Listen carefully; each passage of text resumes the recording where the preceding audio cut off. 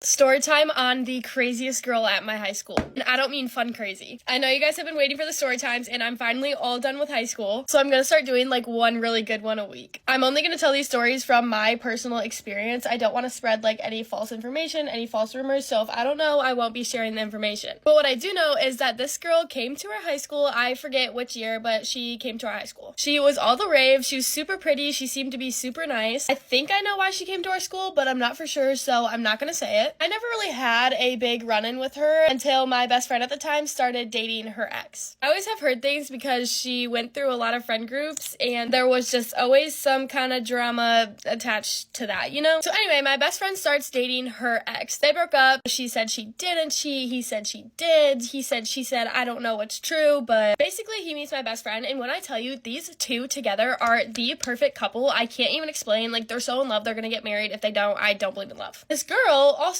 gets a boyfriend around the same time. They're both moved on. Great. No, not great, because she's not. She keeps finding ways to text her ex, which is now my best friend's boyfriend, so you know, it's unsettling. They're a happy couple. Leave them alone. He never answers her. He keeps blocking her. Eventually gets to the point where she literally is texting him through her friend's phone. She like sent him a song that like reminded her of him. I'm just like, what? You have a boyfriend. I remember my friend showing me like a DM where she was like, my mom saw you driving today. I was thinking of you. Like, what are you doing? Anyway, it gets to the point where she literally texts him through her friend's phone and is kind of like blackmailing him to talk to her in a way. I'm not gonna say why, you know, those are her reasons. That's not for me to talk about on the internet. And my best friend is hanging out with her boyfriend, so you know, she stands on business and is like, look, if you need to talk to him, like, I'll be right here on the phone with him, but you can call if you need. So the girl's like, never mind. So it's just kind of at a point where, you know, she has a boyfriend, she shouldn't be texting her ex, so this is where I come in.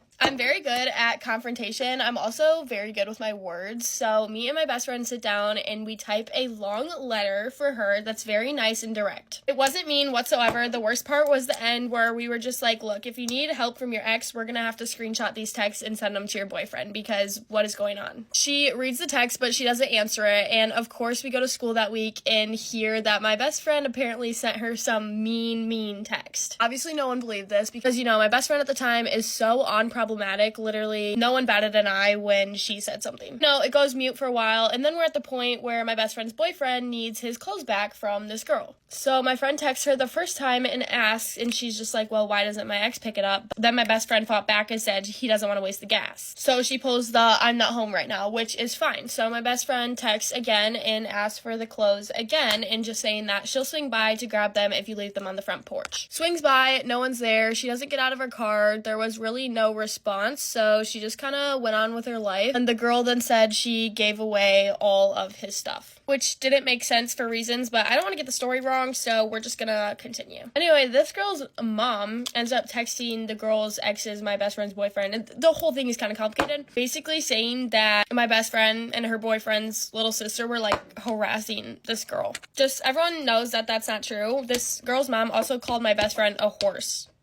Like, what? Sorry, but if you're over the age of 30 and you need to talk crap about high school girls, what are you doing? Her mom has literally made so many girls feel bad about themselves, like almost bullied out of friend groups. Like, I know this is a fact for sure because I have witnessed it. But regardless of the fact, this whole thing just goes on for way too long, and I'm like walking in the hallway behind her and she just doesn't care about who's around her, I guess, because I just hear her talking about this whole scenario completely wrong. Like, she's telling the story. Oh, I messed up on those. Telling the story so wrong and calling my best friend a fan. My best friend doesn't even say this girl's name, let alone act like a fan. And I made a story time about that whole kind of interaction as well, but I've been very careful about the story times that I share because I did it once to this other girl. Actually, that girl might top craziest chick. I don't even know. I'm not gonna say that because that's mean, but I did do like a story time about homecoming drama, and she made it seem like I was bullying her because I was calling out all the bullying I went through being her friend. Like, what? That'll be another story time. I just don't understand. I'm trying to do these as graceful as possible because, you know, like, I'm not a mean person. I don't like to talk bad about people, but I'm not afraid to spill the truth. And like, right out of high school, no one probably knows who I'm talking about, but basically this whole encounter with this girl lasted like a year and a half, I swear. It's like she forgot me and my best friend at the time literally like lived through each other. Like, everything I knew, she knew. Like, it was like our lives were one, you know? So pretty much the craziest part of all that was just the fact that she still had a boyfriend. It's one thing if you're still hung up on your ex and like you miss him and are trying to ruin someone's relationship, but you have a boyfriend. And there's been other weird allegations with that relationship, but that's not for me to talk on. But I'm ready to go. I actually really like my makeup today. I think it looks super cute and summery. So I hope you guys have a great day. There's a little story time for you guys. I hope you like it. Peace out. Love you. Bye. I was really badly bullied in high school, so much so that I ended up moving schools. And this is a story time because this is one of like the most craziest, stupidest things that ever happened to me during that time. Just quickly to preface, bullying is never okay. And if you or someone you know is struggling at school, please tell someone. Your school has resources, has support systems for you, and it is helpful. I've posted a lot of content before on the experience that I had in high school, and I've had a lot of girls like reach out to me saying that they relate to it, and I'm so sorry you relate to it, because honestly it was awful. You're not alone, and it does get better. But let's get into the story. For like some context, I was already at this point being bullied at school. Like this was right before I ended up leaving. So I was already having not a great time at school, okay? Like this was already it was already happening. Anyway, there was this one girl who went to my school who I was friends with. I wouldn't say we weren't friends. We just we weren't super close or anything. Let's just call her Hannah, right? This girl, Hannah, she was stunning. She was a dancer. She was athletic, gorgeous girl. Anyway, this new girl comes to the school. Let's call her Lucy. Extroverted, and I love meeting new people. So whenever there was a new student, I was always like, oh my god, wanting to be friendly, because that's the kind of person I am. I am always like that. I love meeting new people. I'm very friendly, I'm very bubbly. That's just me. Anyway, so this new girl Lucy, she starts at the school. All is well. I'm friends with her at the start, so it seems. So it's all good at the start, and then I think slowly she starts to catch on that other people don't like me, because I was being bullied at this point, and it was very much a hop on the bandwagon type of situation. One person didn't like me, and their friend group then didn't like me, and then but they were friends with them, so then it was a thing, which is just great for me, because I just felt like everyone hated me. New girl Lucy catches on to this. All of a sudden, I'm sat down having my recess or my lunch, whatever it was. I honestly don't. This story is so vague in my memory, I blocked out so much of school. This whole big group of girls comes up to me, whole group, and I'm sat there with my friends, I'm pretty sure. And they all come up to me and they were like, why would you say that about Hannah? What would you say? Why would you say that about Hannah? All this stuff. And I'm like, what are you talking about? I didn't even know what they were talking about. They just come up to me and they're accusing me of saying all these things, and I'm like, hello, hello? I was just sat eating my recess. Anyway, they're all yelling at me, having a go at me in the middle of the playground, a whole massive group of girls, and I'm obviously so intimidated, because hello, where did you come from? And they're all accusing me. I'm pretty sure this is what they said. They'd come up to me accusing me of saying that I had called Hannah fat, who I was friends with at this point. They'd accused me of calling Hannah fat, and they also said that, word for word, I remember this, they said that I had said that she was so fat that if she sat on a guy's lap, that his legs would break. Who? I would not in a million years even think that sentence up. That is not anything that is not in my vocabulary, okay? I would never say that about anyone. And I knew that, and I think my friends at the time knew that as well, and they were all hello, that is not something you should say. Because it wasn't. I would never, ever, ever speak about a woman that way. No chance. No chance. That is disgusting language. And I need to tell you the rest of the story. But basically, this was beyond untrue. I would never ever say that. It was never said. Those words never came out of my mouth. Anyway, later on at some point, I ended up in the deputy's office with the deputy and my friend Hannah, of which I basically said to her, look, I'm so sorry that this whole situation has happened, but I literally never said that about you. I would never say that about you. You're beautiful. Those words would never come out of my mouth. To which I pretty much remember her just being really chill about it. She was like, it's okay, it's fine, we're civil. It was civil, it was fine. She didn't seem to really think it was true or have a problem with it, which is good, because I never said it. Anyway, fast forward a few weeks from then, I think it was right before I ended up leaving the school, because this was at the end of the school year, I was about to move schools. This other girl comes up to me who was sort of a part of the group who was bullying me. She, I think, was friends with it was she didn't particularly like me, because she was on the bandwagon, I'm pretty sure.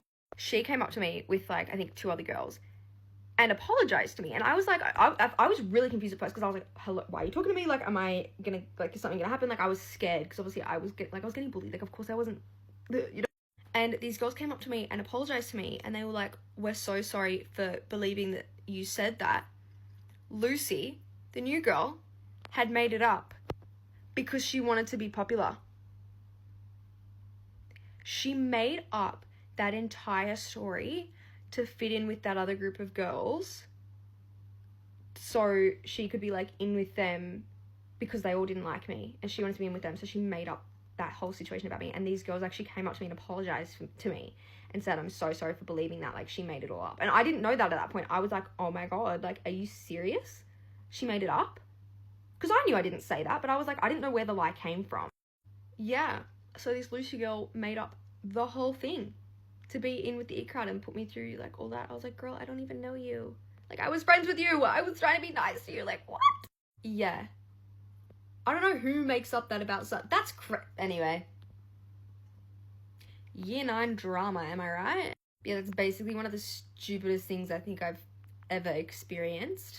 So yeah, bullying is never okay. Hopping on a bandwagon because everyone else doesn't like someone is not okay. Please make your own decisions on who you want to be friends with. Don't just like follow along what your friends want to do. If you think someone's a nice person, they probably are a nice person.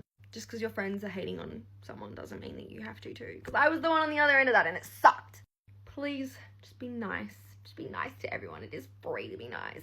And if you or anyone you know is struggling, there's always Kids Helpline. Your school has resources. You can go talk to your school counsellor, to a teacher that you trust. You are important, you are loved, and nobody deserves to be bullied. Love you all. Bye. 3, 2, 1, get ready with me while I tell you one of the most embarrassing things that happened to me when I was in high school. Okay, to set the scene. When you're in like year 10 or year 9 at my school, you do commerce for the first time. And as part of the subject, you have to host this stall and sell like food or drinks in the quad.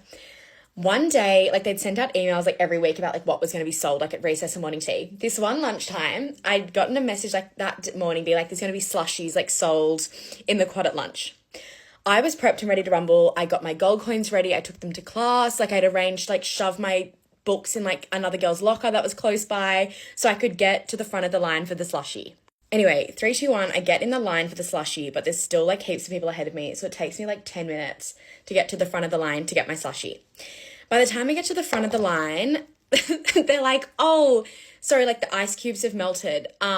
So you couldn't even really get a slushie. It was just kind of like cordial with an ice cube. Fine, whatever. I got this orange slushie. I'm really happy. I'm really excited. As I tumble away from the shumblers, I have to go down this like set of stairs to get to where my group would sit for lunch. Okay, as I'm walking down the stairs, like down to where my group sits for lunch, there's like a bit of a slippery liquid on the stairs. I don't really notice. 3, 2, 1. I all of a sudden slip. I'm not even joking. My legs go up in the air. 3, 2, 1. I fly up and boom, crash explosion, land on the stairs.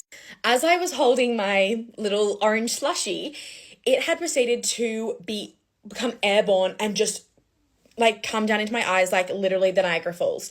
So I then have this like orange slushy liquid dripping down my face. It's in my hair. It's dripping into my eyes. It's like stinging, singeing pain. As I'm like taking a second to like be like, oh my God, I've just like thrown a slushy over my head and fallen down a flight of stairs on my bum. A group of really cool girls in the year above me approached me. Anyway, and I'm like, oh my God, are you okay? Like, are you all right? We just saw you fall. I'm obviously mortified that this has happened. So I'm just like, yep, I'm all good. Like, don't worry. Like, can't see. I'm like trying to rub this like orange liquid out of my eyes. I tumble over to this like bin that's outside this art room. It's like near the food tech room in the art room where the stairs were that I tumbled down. And I go to put like the empty slushy cup, didn't even get to enjoy my slushy, into the bin. And one of the girls touching goes like, oh, sorry, like you can't actually put that in there. That's the recycling. So instantly I'm mortified times 2. I just go, oh, yeah, no worries. Like turn around, tumble out of this like little dark corridor that we're in. Mind you, at this point, I still cannot see because I've got the slushy liquid in my eyes. Okay, so as I've tumbled out of this dark corridor, the slushy liquid in my eyes, I hear what I believe to be someone saying, yo, gabba gabba. I'm not sure why I assumed this would have been about me or why this was something that anyone would have said, considering no one ever had said yo gabba gabba to me. Mind you, the vicinity that I heard someone say yo gabba gabba, assuming they're calling out to me, is where the coolest group of year 11 sat. Mind you, I was like in year 9, year 8 at this time. They were the bee's knees. They had the rock school shoes, wore their like jumpers over their shoulders, had pink ribbons in their hair instead of white. Like they were the it girls. Also at my school, if you had your sports bag instead of like your backpack, you were the cool girl. They were these girls. Physical reenactment. Okay, so I've got the orange liquid in my eyes. I've just emerged from this dark corridor where I've been told by other older girls that I was putting rubbish in the wrong bin. I hear yo gabba gabba from these cool year 11s, apparently. Something possesses me and I do one of these. The Wiggles Gungala Bombala do a full-on spin, realise that they are like, you're a psycho random little loser in year 8, continue spinning, still have the orange shumbler in my eye, trip, like start stumbling forward because I like lose my footing as I'm doing this stupid spin with the Wiggles Gungala, run and smash into one of their laptops. The laptop goes skidding across the entire quad like a skipping stone. I then bump into this pillar, backfire off the pillar, and 3, 2, 1 land like flat against these lockers that are like next to the quad in absolute shock and disbelief. So not only had I fallen down the stairs in front of older girls, really hurt my bum, got stingy, slushy liquid in my eye, didn't even get to eat the slushy that I'd lined up like all lunch for. I also just embarrassed myself in front of these year 11s, kicked and probably broke one of their laptops, and then flung myself up against lockers and caused a sound loud enough to be heard in literally Antarctica. I'm at this point obviously extremely mortified, like thinking about moving schools, just kind of going through the motions of, oh my God, this is like genuinely the most embarrassing thing that's ever happened to me.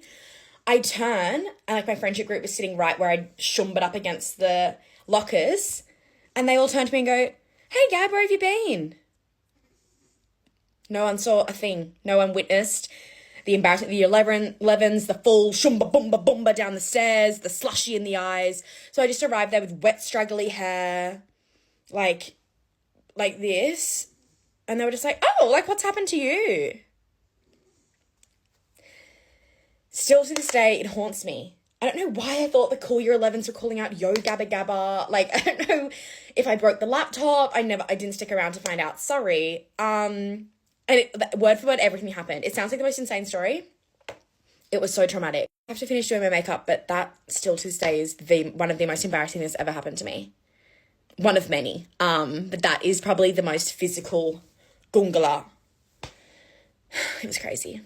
Things that happened to me in high school that genuinely keep me up all night. Freshman year, I threw up all over the girl next to me's midterm. A lot of people wanted to fight me my freshman year because they didn't like my older sister. I had to explain to them that I'm not my older sister. We're very different. One of my friends was killed my freshman year, so I went to the counselor because I wanted to get checked out, and she told me that I was kind of being dramatic and I should stay in class because I've already missed too many days. Junior year, I had no friends in my 6th period class, and I would always fall asleep in there, and the teacher had to wake me up multiple times because the next class was already sitting down and I'm just fucking sleeping. Full Shein fits freshman and sophomore year. My pants would be so high I'd be covering my belly button and it would look like I had no torso. I used to be absolutely obsessed with kombucha, but that shit smells so fucking bad, like you know.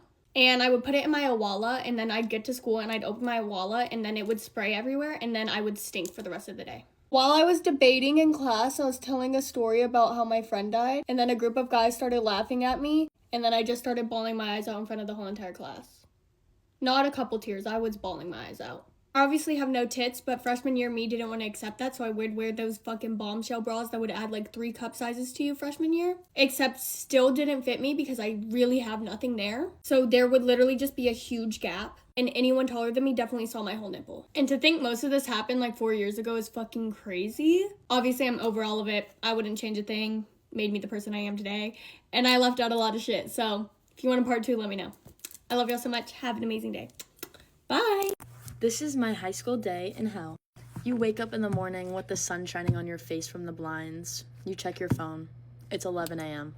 You've now missed 3 hours of school. You wake up so late that you don't have time to get ready. So you look ugly, crusty. Outfit is not tea. You look like crap. You know this is going to be a bad day because you woke up late and you just don't look good. You don't really get to school until 11:45, 12 because you're hitting every red light on the way. And then you walk to class late, and everyone's staring at you as you're walking to your seat. Your teacher is asking you why you have 10 missing assignments. Then we walk to lunch. Fish sticks. Fish sticks. You get a bag of chips and call it a day. Then you go to your last period of class. The boys in your class are making fun of you for something that you posted the day before and letting everyone know that what you posted was so funny that it had to be announced to the class. So now all the attention is directed on you, and your math teacher calls on you to answer a question that you don't know the answer to. So you sit there in silence, waiting to phone a friend. You have a quiz at the end of class, and you fail it. End of the day rolls around, you're excited to go home, campus beautification for being late. You have 3 unexcused absences today, and along with that, you have an infraction on your record. Then you get in your car, you're like, oh, I'm so glad this day is over, I get to go home. You get home, room, a mess. Parents have you do the dishes and do my laundry, open my laptop, 10 assignments for my teacher, and another 5 for my math teacher. You go to sleep and you do it all over again. I don't regret anything in my life, but if there was a time in my life that I would never go back to, it would be my high school time. The way high school was so dramatic for me. Let me tell you a story time because I'm slowly processing it all. I mean, it's been 2 years since I graduated, right? So it is the time. People in high school were so mean. The moment I graduated, I had this feeling of freedom. I used to be such a people pleaser back then. I remember I used to go on a walk with this girl. Let's call her Kay. Kay and I would go on a walk every single Thursday. I must have been like around 14 to 16 at this time. So I went to a majority white school, so I was the only Asian kid during whole middle and high school. And my worst case scenario at that time would have been to not fit in. So I gave literally everything to fit in. Friendships to me back then, even fake friendships like those, they were so important to me. One day, I was blocked everywhere on social media, messaging apps and everything, so I had no way to contact her. And I thought it was really weird. I went to school and I was getting ignored by everyone. Like, nobody would talk to me. And I don't know if you've ever had the feeling. I hope you never did, because it was a horrible feeling, especially not knowing what you've done. This stresses me out talking about it, and I'm 22 years old. Go to part 2.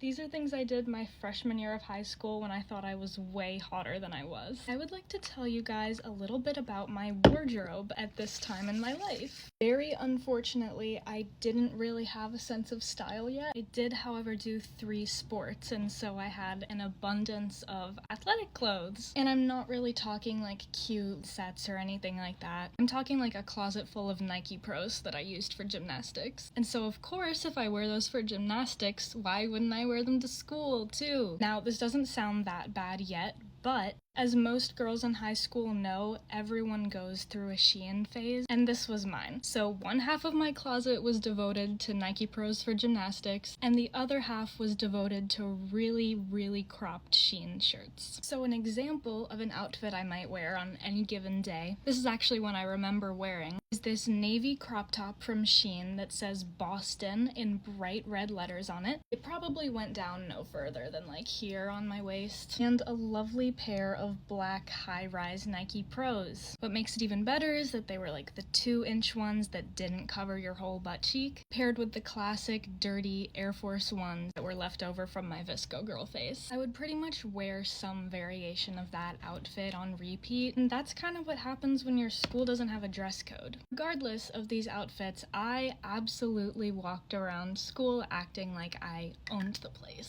In my head, these were like really hot outfits. And everyone was looking at me because I looked that good, not because they could see my whole lower butt cheek. Live and you learn.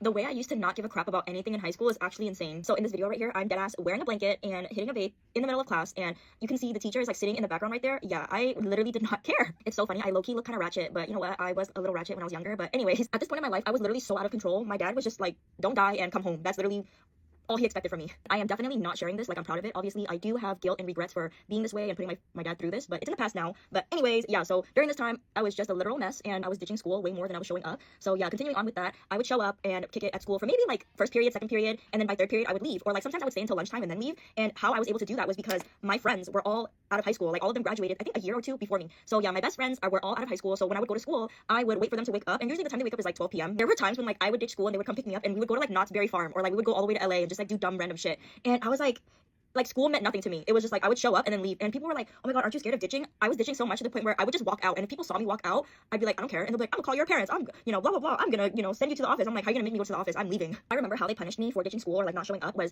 they would call my parents and then they would give me Saturday school, and it's so crazy to me because it's like if I didn't show up to school on the regular days, why would I even show up to school on a Saturday? Okay, so you see this video right here. This video is very important, and also this teacher is very important. You guys gotta remember him because he's a very important part of my life and of my story times. But anyways, so this is my English teacher, and he was really weird. Like one minute he was trying to lecture me and talk to me and like try to give me life advice, and then the next minute he was super mean to me. As you guys can see in this video, we are sitting in the front of the class, and he is lecturing me, deadass lecturing me. And I remember that day too. I was really mad because I'm like, how are you gonna lecture me in the middle of class in front of everybody right now? Like it was actually kind of embarrassing. The only reason why I even graduated high school was because my dad told me, deadass, that if I didn't graduate high school, that I should just never talk to him again because he is going to ignore me and act like he doesn't know me. So because he said that, I tried my best to show up to school more often, like towards the ending of the year, and I talked to all my teachers and I'm like, hey, I'm failing your class. Can I do anything to like help me get from like an F to a D? Because okay, in high school, if you get a D, it's still considered passing, which is crazy, but that's what it is. So anyways, I went to all my teachers and I talked to them. So like I think the last trimester of high school, my senior year, I stopped ditching. I showed up every single day and I decided that, you know what, let me just do this one thing that my dad asked me for, which is to graduate high school, right? I find it so crazy that like all my teachers were willing to help me. I don't know what it was, but I think they just knew that I was like a troubled child. So anyways, graduation comes around and my dumbass managed to get straight D's in all my classes. And I know that doesn't sound like an accomplishment because it's really not, but it is for me because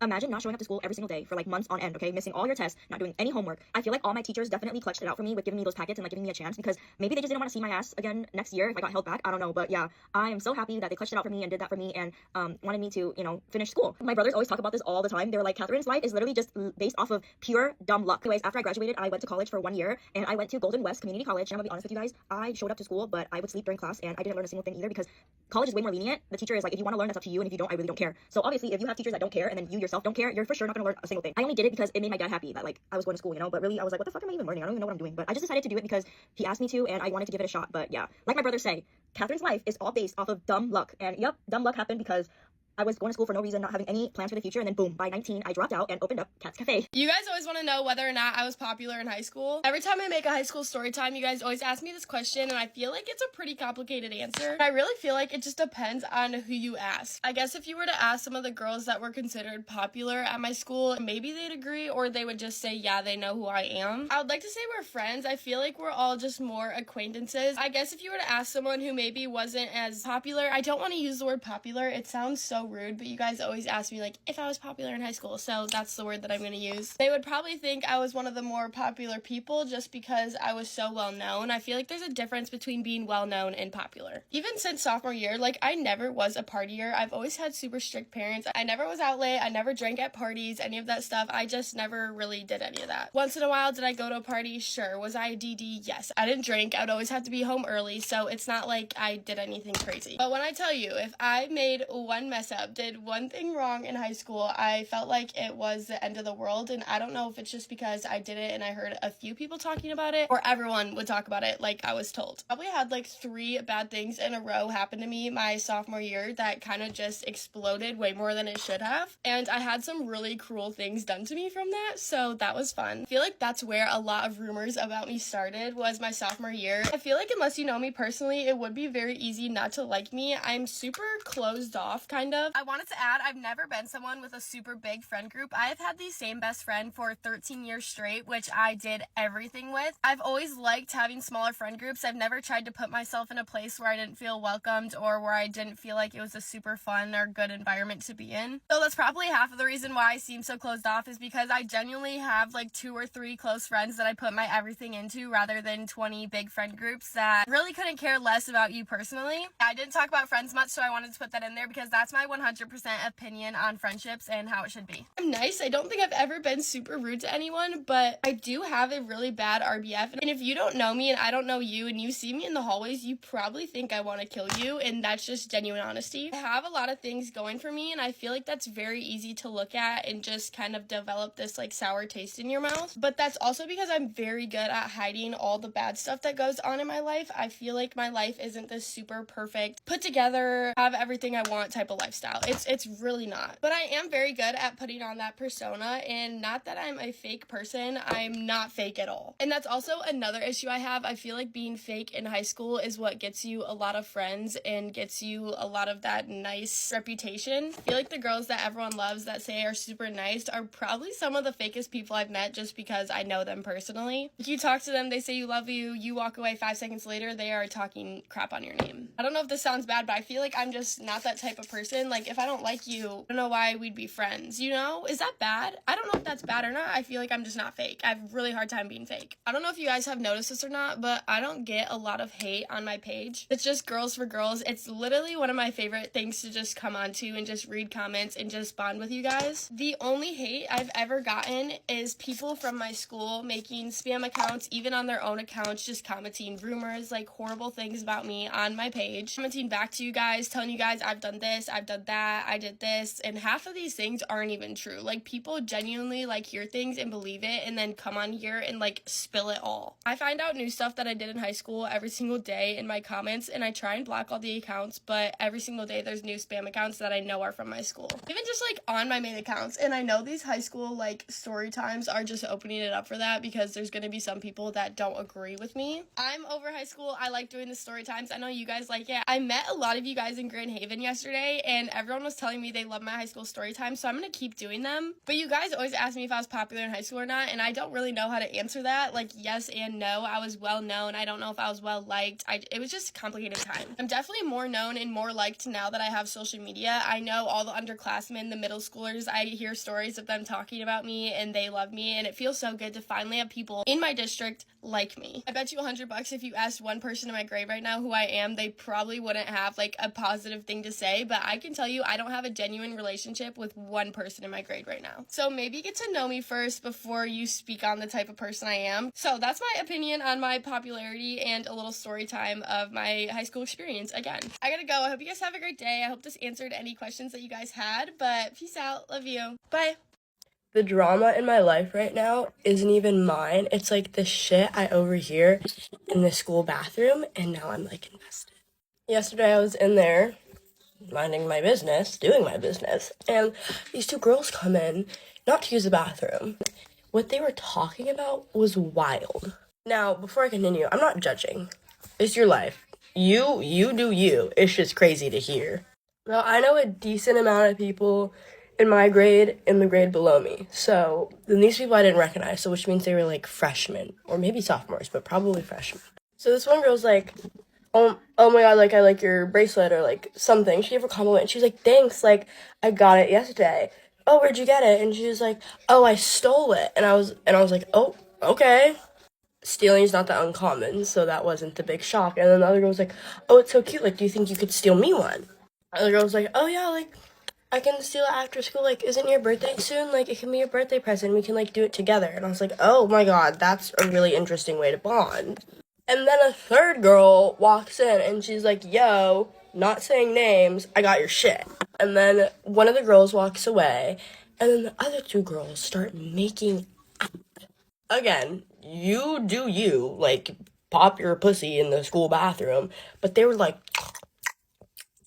making out, and I'm sitting there like, they start doing whatever they're doing, and I'm sitting there like, fuck, I can't leave the bathroom right now, that's like weird. So they finish sucking face, and one of the girls is like, okay, like, I love you, bye. She leaves the bathroom, and then another girl came in. I could tell because I was washing their shoes. Another girl came in and starts making out with the girl that was just making out with the other girl who just did the drug deal with the other girl. And they're like macking on each other too. And then the new girl who just came in is talking about some like, oh, is your ex still bothering you? Like, God, she's so annoying. And the girl's like, yeah, she was just in here, like, stalking me. Like, it was so weird. I was like, oh, you, what? So then I come out the bathroom, because I've been in there for a really long time, and I'm like, I give her, like, the, like, smile, you know what I mean? And she was like, hi, and I was like, hi. And then I went back to class, and now every day I've been looking at everybody's shoes, trying to figure out who the fuck these girls were. Love you, and I will report back. Being friends with a pretty popular girl back in high school really is not for the fucking weak, because I feel like I was humiliated every single day. Just being her friend was honestly such a humiliation ritual. Story time on why I tried to stay away from friendships with super pretty popular girls back in high school. I met this girl, we're gonna name her S because her name starts with S, in freshman year. We met during cheerleading like auditions, and we were on JV together. She was really sweet, and naturally she adopted me. Whenever extroverts want to adopt an introvert, they are like insistent, like persistent. That's the word. They are persistent. They do not stop. And she was really sweet. Like, she made a constant effort to talk to me and include me in things. So therefore I put in effort as well. And we were friends for the entirety of freshman year. This was 2016, the peak, the beginning of like the big booty bandits. All right. You remember, you had to be there. Everyone had a BBL. Everyone wanted to be slim, thick, yada, yada, yada, you name it. This girl S had it naturally. I think I said this to her one day. You have the biggest ass I've ever seen on a non-black girl. I honestly, I couldn't believe my eyes. I really couldn't. I could not believe my eyes. Like, she had all of that naturally on top of already having a lethal fucking face card. It was actually insane. All guys wanted her attention, and they would have done anything to get it. They did anything to get it. We had a couple classes together aside from being on the cheerleading team. So during our living environment class, she decided that she wanted to go on a little bit of a journey, just walk around, stuff like that. She invited me. Of course I tagged along. Now, looking back, we were ditching. She had every intention of ditching. I just realized it way too late, and I was her accomplice. Nonetheless, I had fun until I didn't. These two guys wanted her attention bad. I mean, really, really bad. They just would not stop. So she looked at me. She goes, "Hey, Layla, I'm just gonna go talk to them real quick. I'm just gonna go say hello." And I was like, "I don't think that's a good idea." She was like, "It's gonna be really quick, so just come with." So I did. Okay, I did. I wasn't like necessarily right next to her, but I was walking slower to where, like, if she needed help, like, help was on the way, dear. I was approaching her, but I wasn't going to be like right on her ass. One of the guys continued to keep walking in my direction, and I kid you not, took his elbow and boom, like me out the fucking way. That shit hurt so bad. And things like that kept happening the entirety of the year. There was no reason to do that, sir. And he was like this huge 6-foot broad-shoulder 14-year-old. Why the fuck were you so huge? But he literally took his elbow. He kept walking to me to boom me out the fucking way. I wasn't next to her anyways. I wouldn't have been a part of the conversation anyways. He did that for no fucking reason. And things like that kept happening the entire year, where if we were together, guys would go out of their way to physically assault me just to get her alone. And I say this now like no hate, no bad blood whatsoever. I am so glad our friendship ended after freshman year. Like, I really just didn't feel like getting beat up anymore. Here were two insanely hot girls in my high school. They were 10 out of 10s, and they had completely different life situations. The first girl, she got knocked up by a guy in our class who everyone knew was an idiot, but he had a really cool truck. She started doing meth with him. He died. She got fat somehow, and now I still see her on Facebook. She doesn't look great anymore. The other girl, she graduated, started working downtown as one of those like cocktail girls at the club with the sign and the sparklers, and they do a little dance and it says happy birthday. One of those girls meets a billionaire. The billionaire flies around the world. They're going to fancy restaurants, yacht clubs. They got married, have kids. They look super happy, and she's still crazy hot. And the point of this is that if you are a girl, it's important that you recognize how hot you are, and that you need to hold out, not for a guy that's going to make your day, but a guy that's going to make your life, because you might be that attractive. But for the guys, if you're an idiot and you got nothing going on for you, dude, finance that truck, because before you get Darwined out of this life, you might get some crazy tales. I'm trying to sleep, but I genuinely can't stop laughing about these stories. I've told these before, and then I've told them with my friend Era, and I'm going to see her next week, so I'm going to get her to be in the story. But I was just thinking about the stupid shit I would do in school, and like, now that I think about it, what an annoying child. I remember once in year 9, the coordinator had brought in a box of chocolates and said, "Oh, at the end of the class, like, give this to your students."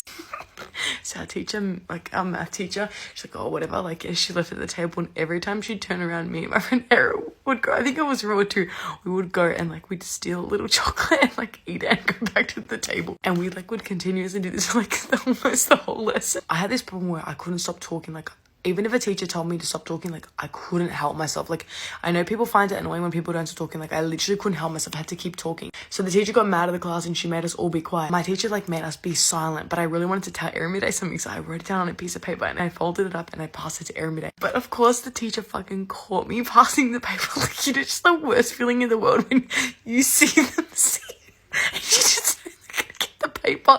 So she comes and she goes, give me that, and she takes the paper. I was thinking, oh fuck, here we. She opens the paper and she and it says, I written Sarah, what if she smells the chocolate on our breath? Because she was mad at the class, I was like scared that what if she also smelled the chocolate on our breath? So then she was even more mad. She looks at it, she goes, oh, and she turns around, she takes the chocolate tub and she takes it back to the coordinator. And I'm telling you, we were pissing ourselves laughing. Like, it was bad. Like, yes, but it's just like, what are the chances of outing yourself like that through a note? Another time, during a test, this is bad. This was like in year 10. During a test, I was trying to... This is what's wrong with me. I can't help myself. I have to talk. I'm so fucking annoying. It was in year 10 and I really wanted to pass Erimide a note. It was in the middle of a fucking exam. I had a tissue box and I wrote on the tissue an orange pen. I don't know. It was something about the teacher in the class because it was like a sub teacher. She was like this white lady who was a bit mean.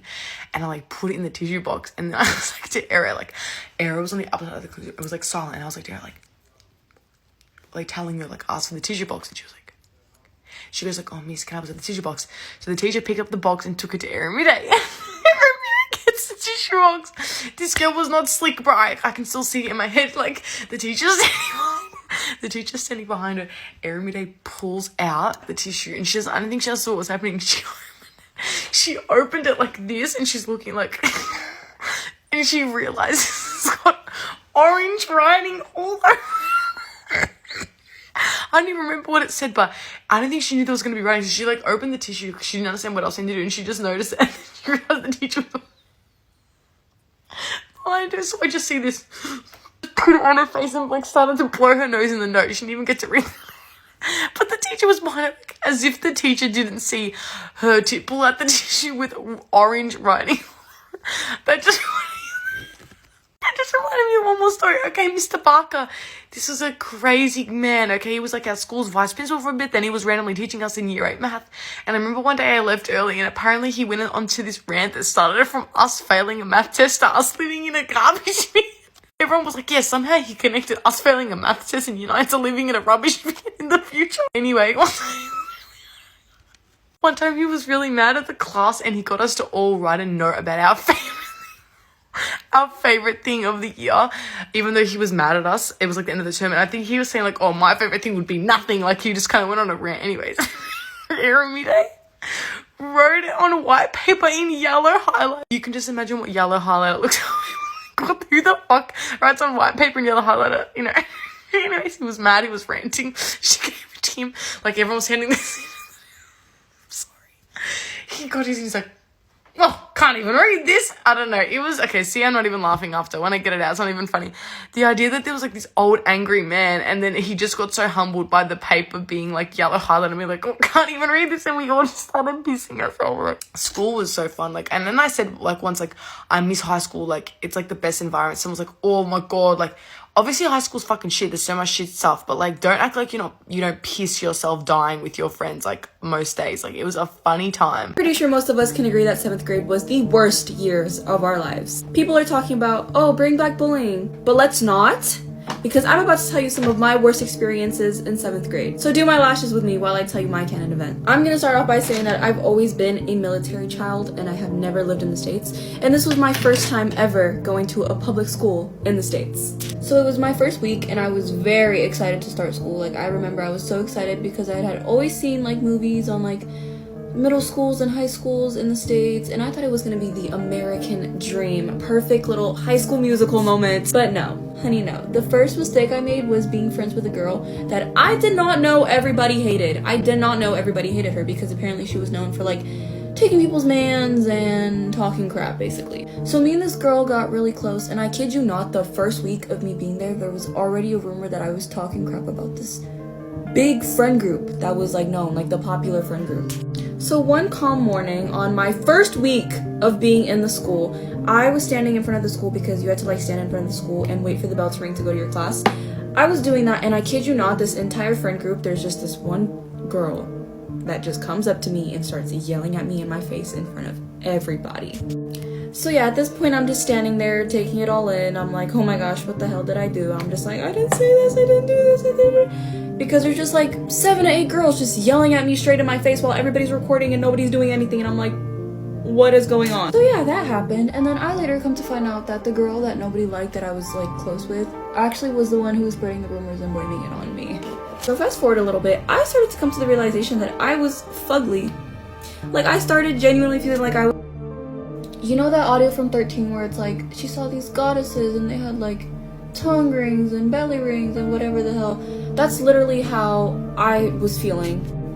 Like, I would see all these girls and they had like pin straight hair and like they wore lashes. At the time I didn't wear lashes, and like they had like, you know, their bodies was just like, I was like, damn. So 7th grade me decided that I was gonna start wearing lashes, so I snuck into my mom's room, grabbed a pair of lashes, and wore them to school. And mind you, at the time, I didn't know how to do this. I literally used like actual glue to glue on my lashes. Like Elmer's stick glue, I'm not joking. So I wore them to school, and I was actually feeling pretty, but the group of like 7 to 8 girls that yelled at me in the beginning of the year, I was sitting by myself at lunch, and I went to go put my tray in the trash, and these girls started literally yelling at me, calling me a spider, and saying that I look like crap, and they literally started barking at me. Like, I'm not joking, like barking. I would post like thirst trap TikToks, and people would take screenshots and put it on their stories. For Halloween, I had posted like, oh, who wants to go trick-or-treating with me? Some dude screenshotted it and posted on his story and was like, ain't nobody wanna go trick-or-treating with you, girl, like, shut up. I was in this friend group with girls, and turns out they actually hated me, and they were all talking crap about me behind my back, and they were planning on like telling me to go to the bathroom so they could all jump me. I would walk in the hallways and people would literally kick me and throw things at me. I had never been the type to be like insecure about my body or my weight, but people would call me like skin and bones, twig. People would make fun of me for being skinny all the time, and that like low-key triggered an eating disorder in me, because it just made me not want to eat. Actually, like, I would try my best to eat and I would force myself to eat, but it just wouldn't go down. So I was literally so skinny, it was bad. And there was this one time where I hadn't eaten for like a week, and the first time that I was actually able to eat, this guy in my class, he was like, damn, you're such a fat ass. And I was like, what? Like, what are you talking about? You're the fat. Like, I was trying to defend myself. I was like, no, you're the fat ass. And he was like, okay, well, I'm not the one shoving a pizza down my throat. And I literally hadn't eaten for a week, so I was like, okay, we're not eating today. There were rumors that I would talk crap about people, so people wanted to fight me and jump me and do this and do that. And I have actually been fought without like me fighting back. Not once, not twice, but 3 times, honey, 3 times. There was only one time where it was actually like an intentional fight where I fought back, and I can make a story time on that. There was this one time where I was in the gym, and this girl that I've never seen in my life before comes up to me. She's like, I know you're not talking on my name. Why are you calling me flat? Why are you saying that I didn't have no butt? Why are you... And I'm like, girl, like, I don't even know your name. What are you doing? And then she left, like, the locker room, and the friend that she was with actually came up and told me, she was like, hey, by the way, like, she actually didn't hear anything. She just wanted to tell you that because everybody else is picking on you. So yeah, those are some of my canon events, and obviously there were people there for me. There was one girl, Kaya, I love you if you're watching this. She was the one who actually like came up to me and asked me like, hey, are you okay? Let me hear your side of the story. And she was there for me throughout the entire time that I was in the States. But yeah, let's not bring back bullying, and always remember to be kind. Right now I can talk about these things without like crying and bawling my eyes out. But at the time, they were literally the most depressive times of my life. I don't think I've ever been that depressed in my life. I literally got sent to a mental hospital. I can also make a story time on that. But I'm grateful for all the experiences that happened in my life, because they shaped who I am today.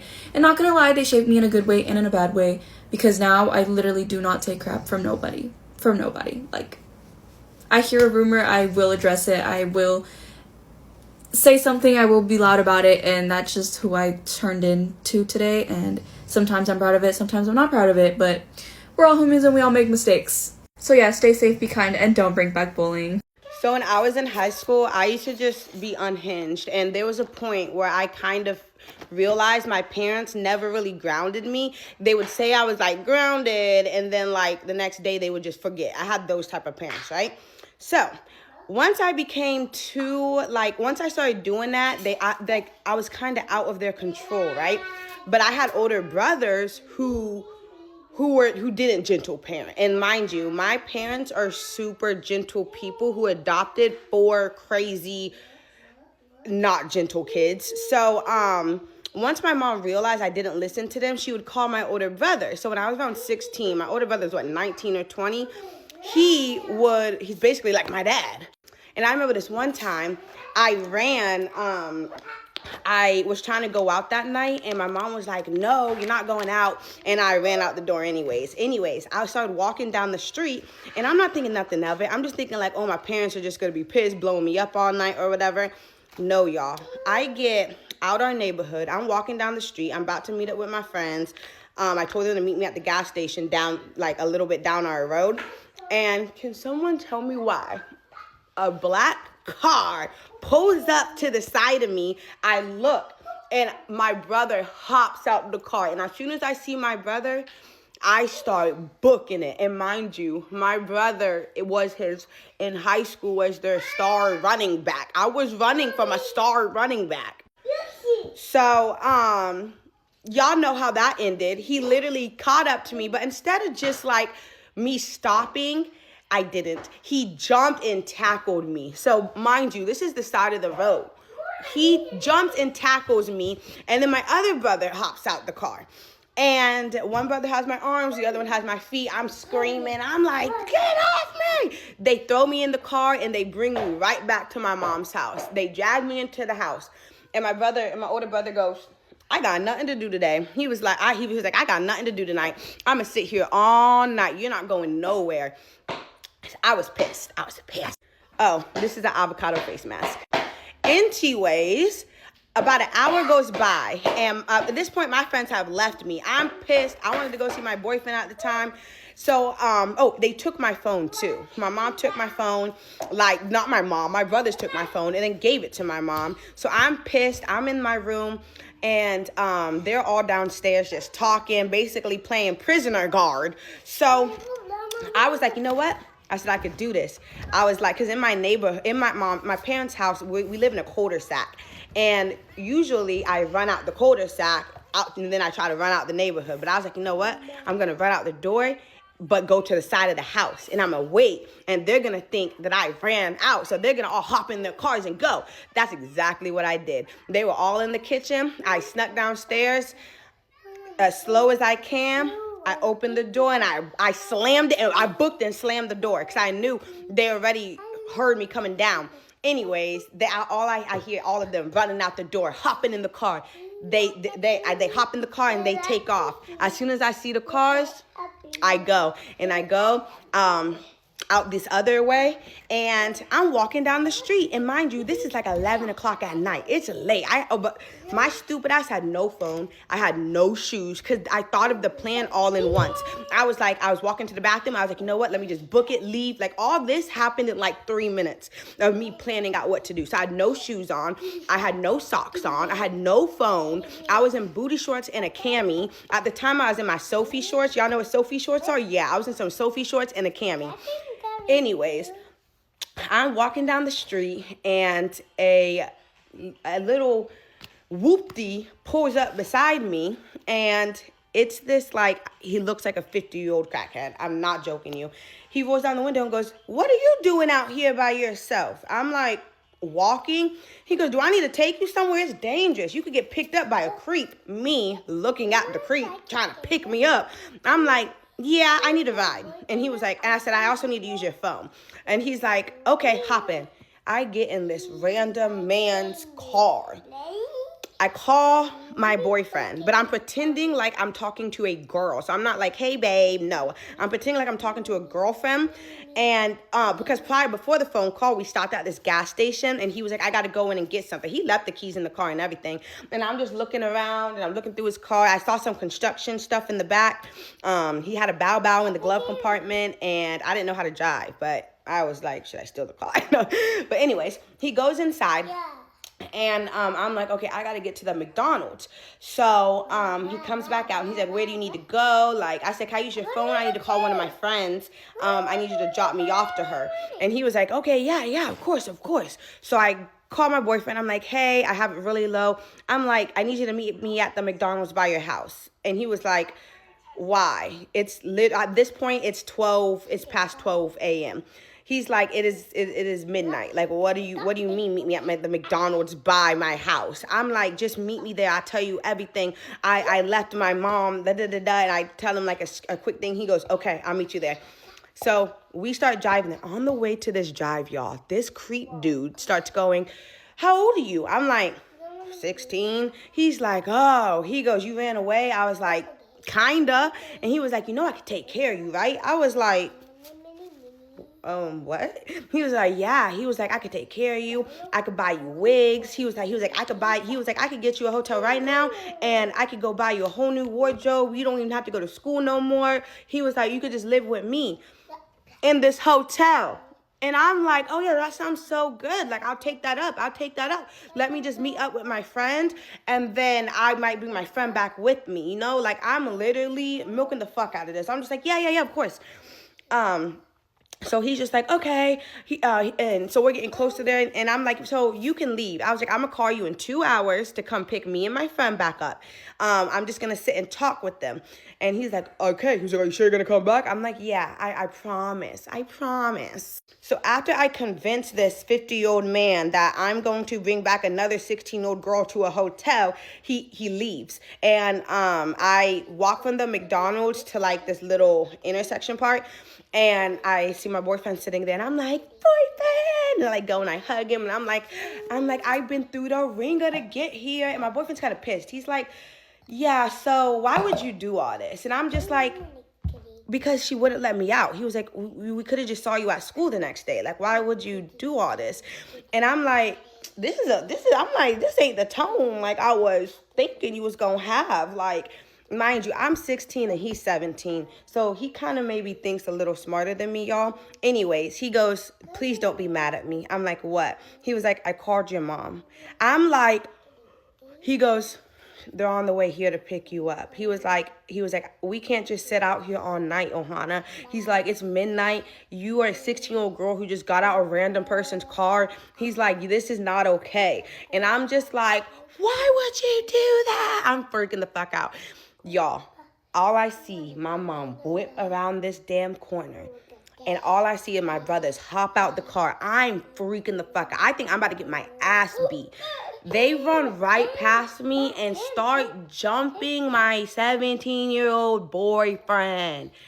Like, jumping him to the point where they all fall into the road. And my brother brought one of his friends with me and they're trying to grab. I'm like, my mom's screaming at my brothers, like, get off him. He's the one who called me, stupids. Like, what are you doing? But my brothers are just so mad. They think that it's his idea that I came out here. And I'm like, no, it was my idea. Like, stop. And then one of my brother's friends, like, kind of pick up what's going on. So he's, like, grabbing my brother. He goes, nah, chill, bro. Like, he's the one who called your mom. And, like, gets him off. And my boyfriend, he's like, what the fuck? I called you guys. And he just starts walking away. He leaves. At this point, I'm like, this boy, this was like my first real boyfriend, y'all. I'm like, this boy never gonna talk to me again. I'm freaking out in the car. I'm like, God, what? I hate all you. I'm like, I hate y'all. I'm gonna kill myself tonight. Like, I was freaking the fuck out. I was very dramatic too at 17. Very dramatic. This was the end of my world, this whole incident. Like, now that I think about it, I was so unhinged and my mom should have beat my ass after that. Anyways, I was actually real grounded after that. That was my first time being real grounded.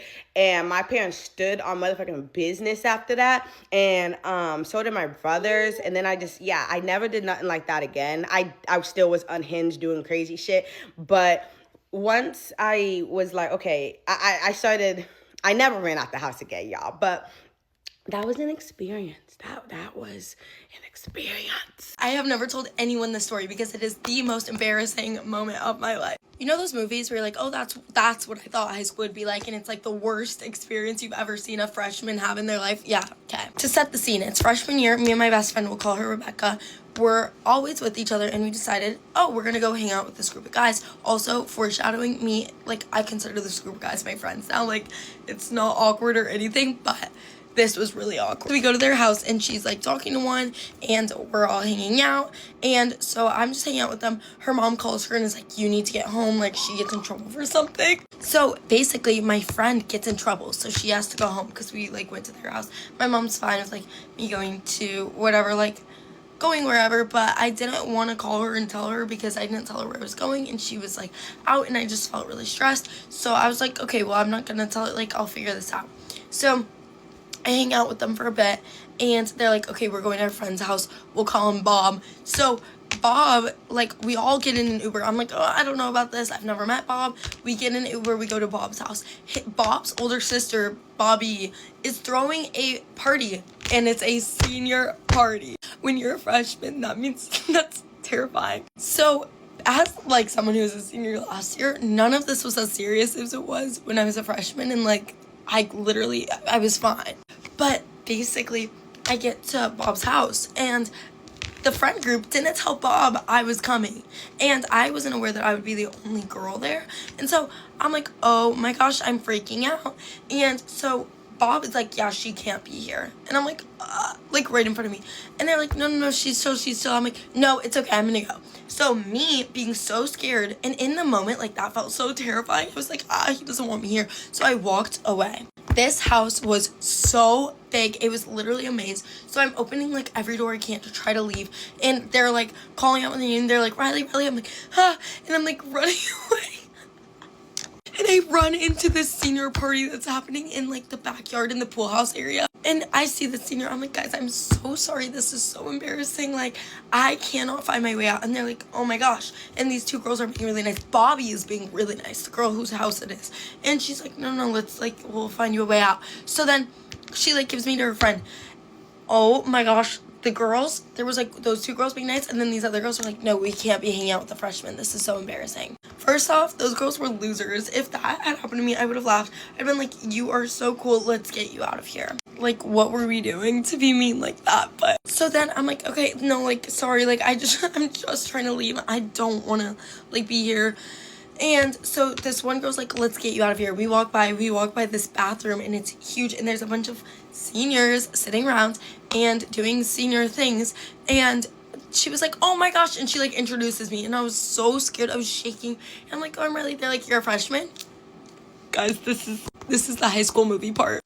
They go, oh, hit this. And I'm like, nothing. So then I actually like was able to hang out with them for a little bit, but I was like, okay, I'm gonna go now, like, and they were like, no, do this first. And I was like, and I didn't. I was just like, that's funny, I'm gonna go. And they were like, chill, whatever, but that was mortifying. I felt like I was going to die, and like I was getting made fun of, and every high school movie prepares you for that moment for you to die, you know? So then I walk out, I get back into the house, and I hear them still looking for me. And I hear one of the guys say, her Snap Maps is still on, she's still here. So I run into this work closet, and the door is open, and there's a closet, and there's one of those like metal drawer rolly things, you know what I'm talking about? So I hide in between the shelves and the drawers, and I'm sitting there, and I can see out, but nobody can see me. It's like through the little holes in the metal. The mom walks by me, and I'm like, like, I'm so scared, like, I'm not supposed to be here. I'm hiding in a closet. And then I hear them just like, no, she's chill, she's so nice, let her stay. Like, no, like Bob, like, seriously, let her stay. I'm so embarrassed, and I find my way out. Even the front yard was like a maze. I couldn't even find. Oh, also, as I'm hiding in the closet, I call my mom. I'm like, Mom, I need you to pick me up. Like, I'm not kidding. Like, I'm in an emergency. I need you to come get me. Here's the address. And I have to tell my mom that I hid in a closet and went to a senior party on accident. Yeah, if I were my mom, like, if I had to get in that, I would have started dying laughing. I mean, like, it's seriously not that deep. But I was so embarrassed of this story until like junior year, but also like I'm like friends with those guys now, like, you know, like mutuals. Like we're in college now, we don't talk, we don't go to the same school, but like senior year and stuff, they would come to my stuff. I just dropped my water bottle. But just the fact that that like completely consumed my world, and I wouldn't hang out with those guys. I wouldn't go to Bob's house. Bob would throw like parties, and my friend that I would hang out with, did I call her Rebecca, would be like, oh, we're going to a Halloween party at his house, and I'd be like, no, I'm not. And I did like nothing for Halloween because I was so embarrassed. He probably didn't even remember who I was. And we ended up like becoming friends like a couple months after, and I was like, do you remember this? Like, that was me. He's like, oh my gosh, I'm so sorry. Like, and it wasn't that deep. But that's the most embarrassing story that's ever happened to me, and it felt like one of those terrifying high school movies at the time. Yeah, comment your most embarrassing story. Have a great day. Hey everybody, today's video is going to be a little bit different. I'm going to be talking about something that I've wanted to talk to you all about for a while now, and it's probably the most detrimental thing that's happened to me in my life. So let's just get right into it. To start off, I was in grade 9 when this happened, and basically I was very new to the dating scene. I had never had a girlfriend in advance to being in grade 9. I had never been with any girl in general. Like, I've had crushes, obviously. Like, I had crushes before that, but I had never had a successful relationship before that. So, no girlfriends. And my first girlfriend, who I would find in grade 9, we're not gonna say her name, obviously, but we'll just call her the girl for now, okay? And this girl, at the time, I thought she was really pretty. I don't know, I just thought there was something about her that I really liked, so I went for her, obviously. I asked for her number in a really stupid way. I pretended to fall and like drop my phone, and then when she picked it up for me, I was like, can you slide your number? And like, it was really stupid the way I asked for her number. But yeah, I'm getting a bit off topic here. After she did that, after she gave me her number, we texted for a while.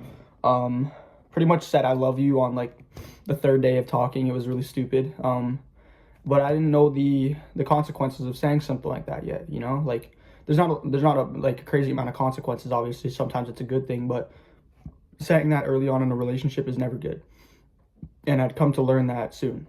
So fast forward a month or so, we were together initially. After a week of talking, we made it official, and then throughout that month, it was a really good relationship. Like, this was the first girl I ever kissed and made out with. That was the most we ever did, though, and that's a big point that I want you to know. That was the most we ever even did with each other. And it'll make sense in a second why I'm telling you that. So after that month, though, we lasted, I believe, 2 months total, so another month went by, and I was starting to lose a bit of feelings for her because, once again, it was my first girlfriend. I was in grade 9. I was new to this. I started to see her truer colors, and I started not to want her anymore, you know? And it was hard to explain something like this at such a young age to a girl, so instead of explaining it to her outrightly, I decided to break up with her during Christmas break. And I would come to learn that was probably one of the biggest mistakes I've ever made in my life.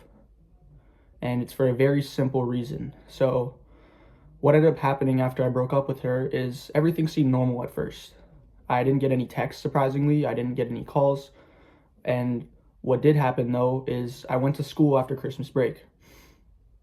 And basically, every single person that I had known, or pretty much every single person that I was aware of, like at the school, was giving me dirty looks, was looking at me weird, or like just straight up commenting about me or saying stuff in front of me that I didn't like, you know? And what I didn't understand about that is I didn't know what had happened, you know? I was very concerned. I asked my friends and they just completely ignored me. And I realized that not only had I lost a lot of respect from the public of my school, but I had lost respect from teachers and friends, and I had no idea why yet. So, obviously, I went to the girl that I had just broken up with. I almost said her name. That's why I cut the video there. But I went to the girl that I had broken up with, and she said she had nothing to do with what had happened. And I asked what had happened, and she refused to elaborate. And then I started getting texts from people asking me very interesting things. And I was sent pictures of DMs with her that were just between us two. And they were very explicit DMs about like wanting to make out with each other, wanting to do things with each other, stuff you wouldn't like spread usually, stuff you wouldn't screenshot and spread to the public. But that was the least of my concerns at the time. Not only did people think I was weird because of the DMs that were shown to other people that were just meant to be between me and her, but it was because she had told them something that I had done, which obviously I hadn't, but I'm going to get to that in a sec. Fast forward around 3 months, I believe. I finished grade 9, I believe, like maybe 4 or 5 months actually. Yeah, around 4 or 5 months. I had finished grade 9. And in grade 10, this is when I found out what had actually been going on. So I started off grade 10, obviously pretty, messed in the head because I had lost all my friends, all my people around me just didn't like me, and I still had no idea why, because I knew that whatever it was not just the DMs. I knew with my heart that that's not the only thing that had happened. And then a single person, just one person, changed exactly what had happened to me. This person came up to me and straight up asked me, "Didn't you grape a girl last year?" I'm not going to name the person who asked me that, but they came up to me and asked me that.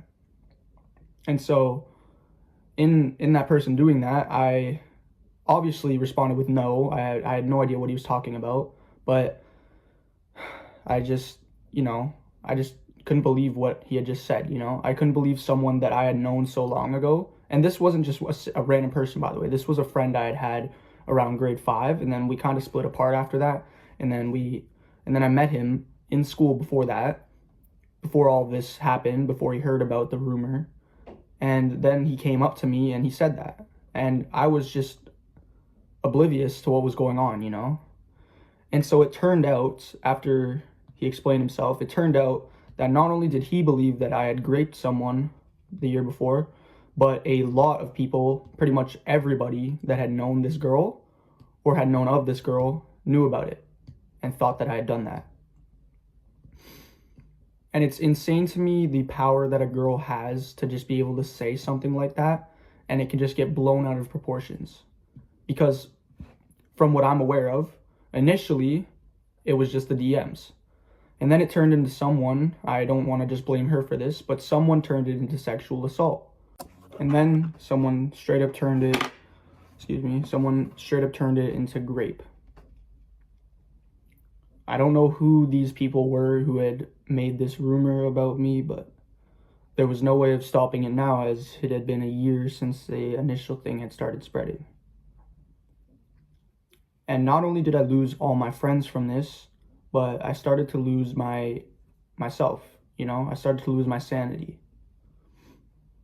And fast forward to grade 11 now, after 2 years of being unsuccessful with finding a girl to get with or finding any friends in general, I finally found a girl, but it doesn't matter.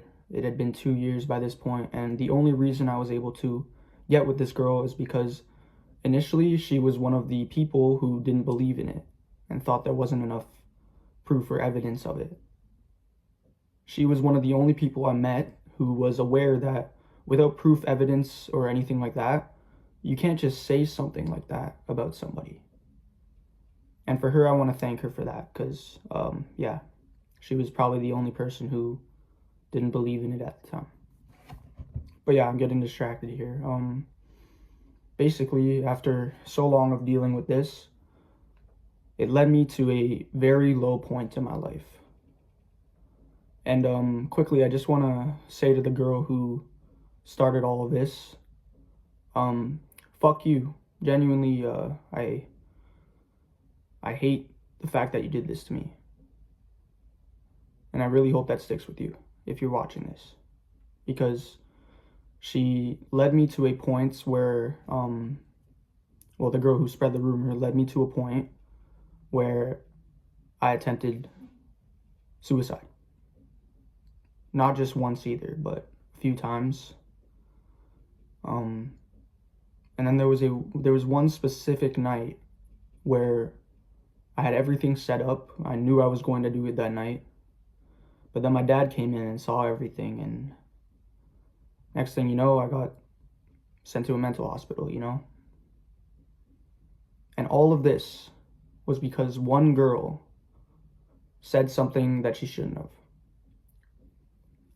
And what I want you to be aware of is not only should you be very careful who you trust in your life, but you need to know that there is almost no way, and I say almost for a reason, but there's almost no way of defending yourself when it comes to something like this.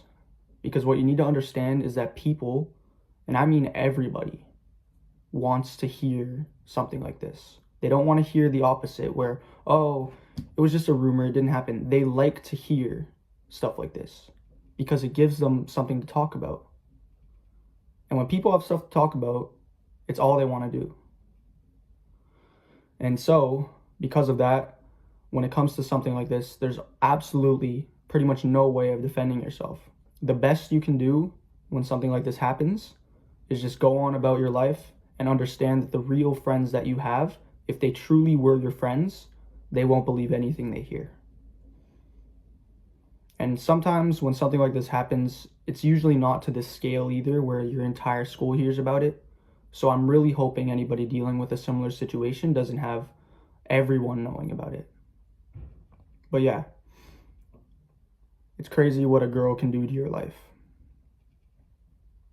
I hope you guys have a wonderful day or night. And I hope you know I'm doing much better now since the situation happened and since the attempts happened. But I love you guys so much. Have a great day or night. Story time on how these kids got caught doing the boombayah in my school bathroom. Okay, so boom, this all started literally yesterday. I was in my class, sitting, being a normal student. Well, in this class, this is my third period, and we just got back from lunch, whatever, just cool. I sit next to these two people for obvious reasons. I'm not gonna name drop, but their names are, for this story time, Zay and Bay. Okay, so basically, Bay, she's this girl that sits next to me in my third period, and she's just a quiet girl. She'd be reading some freaky books though, Icebreaker, those type of books, like, those are the books she'd be reading. She's like, I guess, mysterious, like, I don't like to use that word, but like, yeah. Because anytime I'll ask her any questions about her in her relationship, because she's dating Zay, the guy that actually she used to sit next to, but she had to get moved because they kept on making out in front of the whole class. Mind you, we sit in the front, but she still sits next to her man or whatever. So they have, it's not a far distance. It's just one seat gap in between them, so they can talk perfectly fine together. We were going over some slides and stuff in that class, and while we were going over the slides, Zay decides to go up and go get the boys' bathroom pass, and as one would, you go get the boys' bathroom pass if you want to use the bathroom. So he goes to use the bathroom, and a little bit 15 seconds later, Bay is getting up and she's getting the girls' bathroom pass. Although they literally sit next to me, I wasn't really peeping the fact that oh wait, they're both going to the bathroom at the same time. And they're dating. And clearly they're comfortable to do whatever at school if you're giving the whole class a show with your makeout session. So nobody's really thinking about oh wait, they just low-key, went. My friend was the reason why I low-key peeped the fact that they went. She was like, Janae, blah, blah. But to be honest, I didn't really care because I was just trying to pay attention. I should have been, they should have been. And also, I wasn't really trying to jump to any conclusions, but silly me, I should have. When I get to one of my classes, someone tells me that they were in the bathroom when Zay was in the bathroom. And that might not seem like a problem, but it is. By the way, just to get this clear, this is happening in the boys' bathroom. So Zay comes in and he asks my friend if he can leave because he's about to do something with his girl. What? I'm sorry, but I'm a little taken aback. You're asking somebody that was already in the bathroom to leave so you can do something with your girl. Okay. Just okay, I guess. So the person told me this, they said that they left the bathroom and, now Zay and Bay are both in the same stall. They're in the bathroom, they alone. But my friend, he obviously was lying. He came back, bro. He came back inside the bathroom just after he left. Because one thing about it, you're not about to tell somebody to get out the bathroom and expect them to actually get out the bathroom, especially when you say all that. I'm about to do something with my girl. And a few things he heard when he went back in there were said. Of course there was noises. If you put two together, I hope you can assume what Zay and Bay were doing in the stall. But if you haven't, let's just say Zay and Bay were cracking in the bathroom. And before I get anywhere farther, one of the things Zay said to her before, he started doing, he says, sorry, it's small, I'm not blank right now. I'm not gonna say it, but I'll put it. I'm gonna just let that sink in real quick. So later that day, I go tell my friend about this new learned information, so I could tell her that's what they were doing in the bathroom, because we were gonna ask him right after class ended, but we just didn't get the chance. But now with this newfound information, I told her. So next day comes forward, today, I go in the classroom and everyone is talking about it. I came a little bit early, so majority of the class was there, but majority of it was talking about it. So I sit down, and mind you, in this class, Zay sits right in front of me, but everybody's talking about it. By the way, the friend I told this information to was in there. So I'm assuming she told everybody what I said. So now Zay is slowly turning towards me, and he starts staring at me with the most unsettling face ever, bro. So now everybody's trolling him the whole entire morning for cracking someone in the bathroom. So now skip forward to when I get to my third period or whatever. I don't think they're gonna do it again. Because mind you, they did it in the third period yesterday. Why would they do it today? Especially after how much he got trolled for it. But it seems like he didn't learn his lesson because next thing you know, he's going to reach for the boys' pass and he leaves, and so does, you know. And one of the people that wasn't there when everybody was like trolling him like in the morning when I got there, sat next to me, so I was telling her about it. So I told her and she was like, oh wait, I should snitch. And people were telling her not to. But the only reason why she would snitch is because like she doesn't like him, you know, she doesn't like Zay. They already had their own issues like from the beginning of the year and probably prior to that. But she decides not to. But now everybody's curious. Everyone's starting to peep the fact that they're both gone again after what happened yesterday. So somebody goes out there and like they sneak out since the boys' pass is already gone, so they sneak out and go to the bathroom. They basically just saw them in the same stall again. Clearly he didn't learn his lesson. He got away with it yesterday and he probably thought he was gonna get away with it today, but he didn't. The bathroom and our classroom door is literally right next to each other because there's 2 doors in the classroom. So now everyone is going to get tissues and pretending to blow their nose outside the door because they're trying to see like what's going on. So eventually the teacher gets up because you know a lot of people are starting to get up, go to the door and try to see what's happening. There's actually people outside the classroom, not from my class, but like other people from other classes, and they were doing classwork outside. So they were like doing the classwork like right next to the bathroom, and those people saw Bay and Zay go into the same boys' bathroom because mind you, Bay is a girl, remember, and Zay is a boy, so it's kind of weird. Like what? I don't know why I said kinda. It is weird. And they start talking about it, and the teacher overhears that, and she's like, what? Because she was already looking for the girls' passing, because like they've been gone for like maybe like 2-3 minutes. So the teacher goes into the girls' bathroom, and she sees that, you know, Bay's not there, so where could she be? And people were already like saying like stuff like, she's in the boys' bathroom, blah, blah, blah. So now the teacher, she's going into the boys' bathroom to go check. And eventually after, you know, she already peeped the fact that they're both in the same stall. Eventually Zay comes out of this stall, and he's like leaned up on like the door. And he looks mad and whatever, as if it's not his fault. Like, why are we all, what? Bay is literally scared, because mind you, she's like the quiet kid. Like, she just doesn't look like she's someone that gets in trouble, you know? But remember, she do be reading them freaky books, so maybe she was trying to recreate some of the things she saw in the book. Trying to create Icebreaker too. And since Bay's too scared to come out, the teacher asks one of the students to go call admin, and you know, admin does come, aka the principal. I don't know how he does it, but he ends up making her come out. Now she's leaned up on the locker, is literally crying.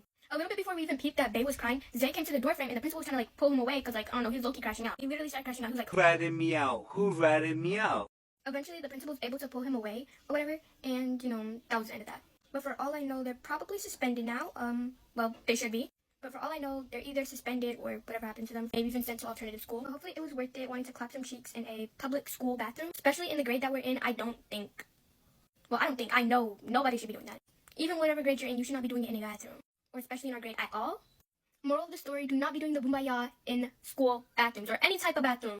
Honestly, that should be common sense though, so it's not even like a moral of the story, that's common sense. But I guess common sense isn't so common, so, you know, gotta let people catch up. Anyways, guys, thank you so much for watching my story time, and bye-bye. And when it comes to high school scandals, my high school wins. Yes, we had a gym teacher in a relationship with her student.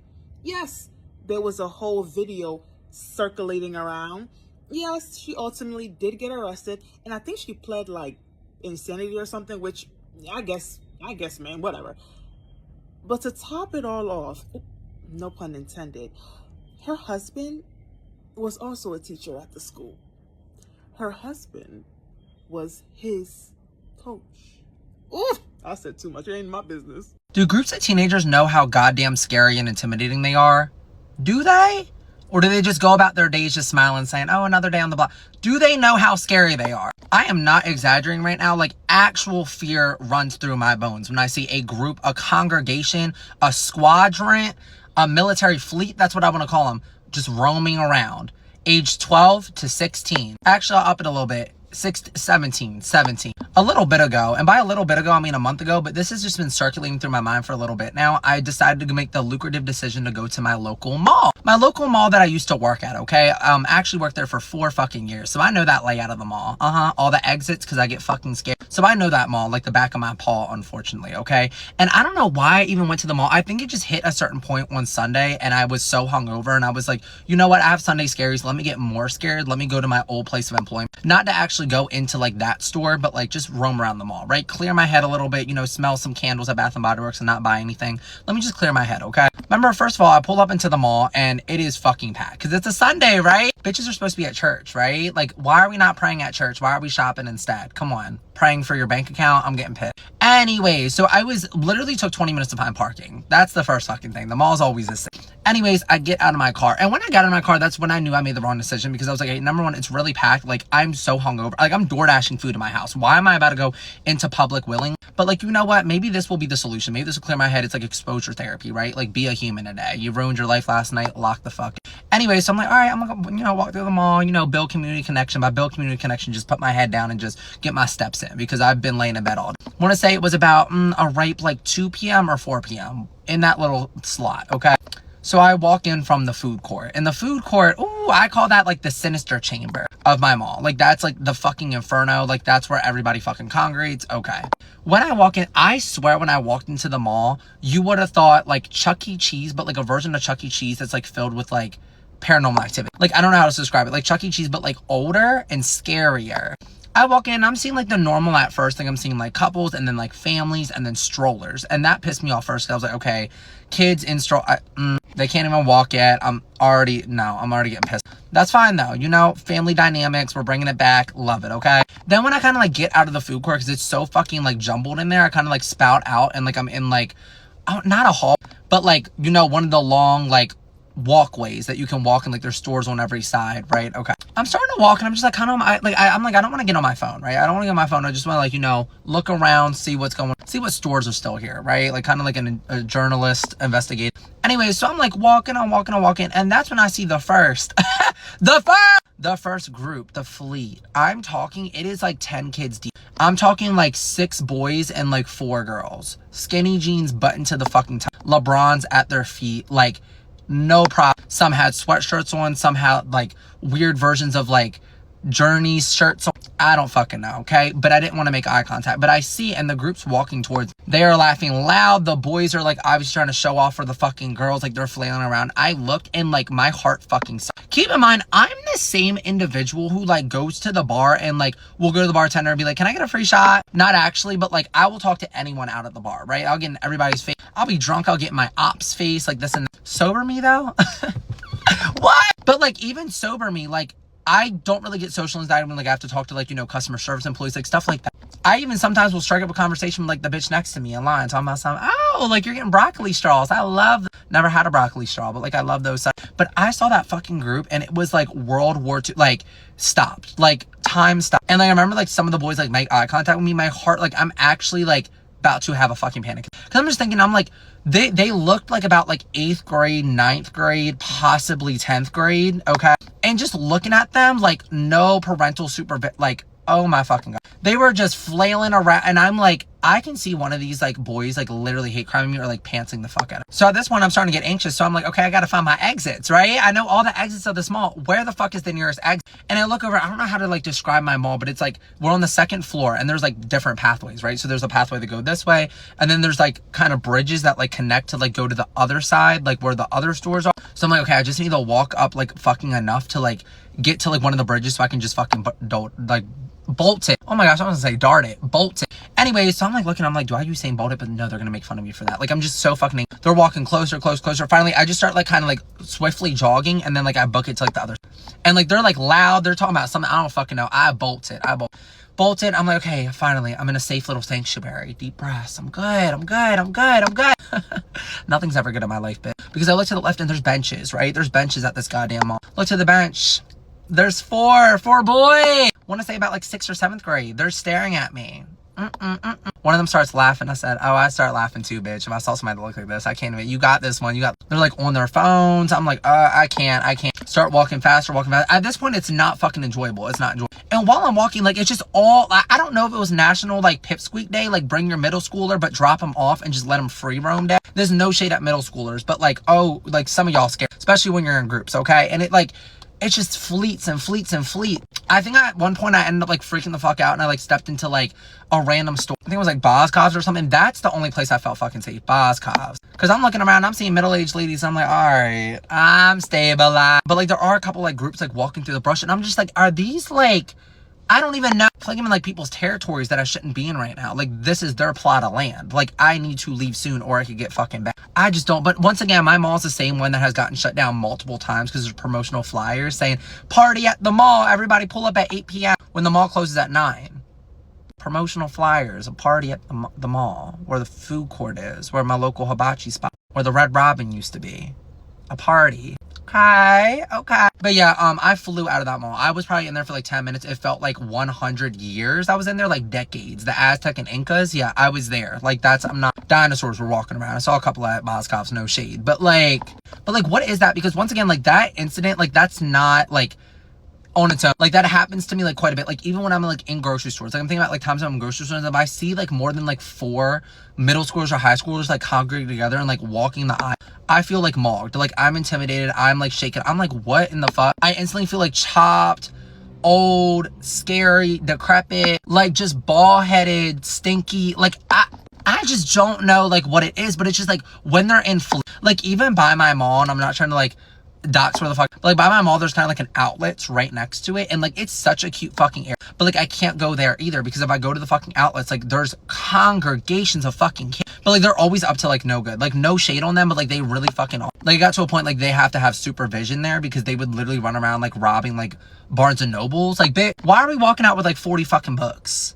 Come on, guys. Rather you dine and dash at that point by take all the books. What the fuck? Like, just random shit. Like, they're hitting loots on, like, Bath and Body Works. All the shampoo. I guess our hair is gonna look good for free. But yeah, literally every time I'm in, like, a public space, like, my anxiety goes through the roof. Because I'm like, am I gonna see a group of, like, kids? I think it's just the fear of, like, when you're at that age, like middle school and high school, mainly middle school, you really say fucking anything. Like, anything. I mean, at least I did in middle school. And, like, you never gave a fuck. And especially when you're with your friends. Like, when you're alone, I trust you to a certain extent. Just don't open that mouth and start screaming. But like when they're with their friends and it's a more than like 3, 4, like when it starts becoming like a squadron, that's how I know. Like, that's how I know it's gonna get bad. Because once again, I used to go to the mall and my fucking squadrons would be like 10 of us deep, and we would see like an unsuspecting adult, and like we wouldn't do anything bad to the adult, but like we would like create storylines. Like, I know y'all talk because I did too. But yeah, I don't know what the fuck it is, but like this is for all like pipsqueaks in the community. Like, do you know like how scary you are? And also, am I the only one? Like, am I just a scaredy cat rat, or like is anybody else just like intimidated when they see like a bunch of teenagers in a group formation? Like,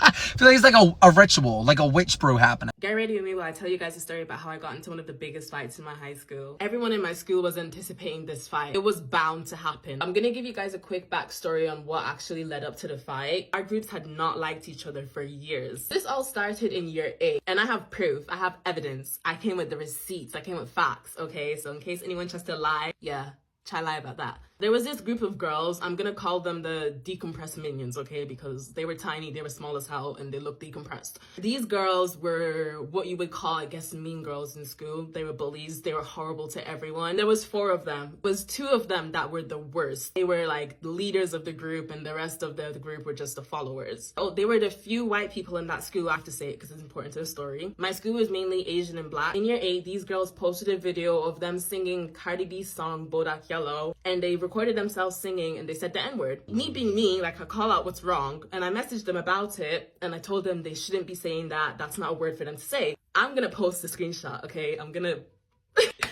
put the screenshot right here, okay? You guys can read the message, whatever. There was multiple messages exchanged between us, but this was the most significant. They wanted to fight me because I called them out. They were fighting so hard to be able to say the N-word, and I was just not having any of it. I had become friends with these group of girls. I absolutely loved them. The compressed minions had their 4. Me and my girls, we had our 5. Everyone in the school found out about the situation because obviously they saw the videos as well. No one just wanted to say anything. I was the only one that said something because for some reason everyone was scared of them. I don't know why, but everyone was scared of them. So when I got to school the next day, obviously they tried to fight me. I'm not fighting you guys based off the fact that you were racist.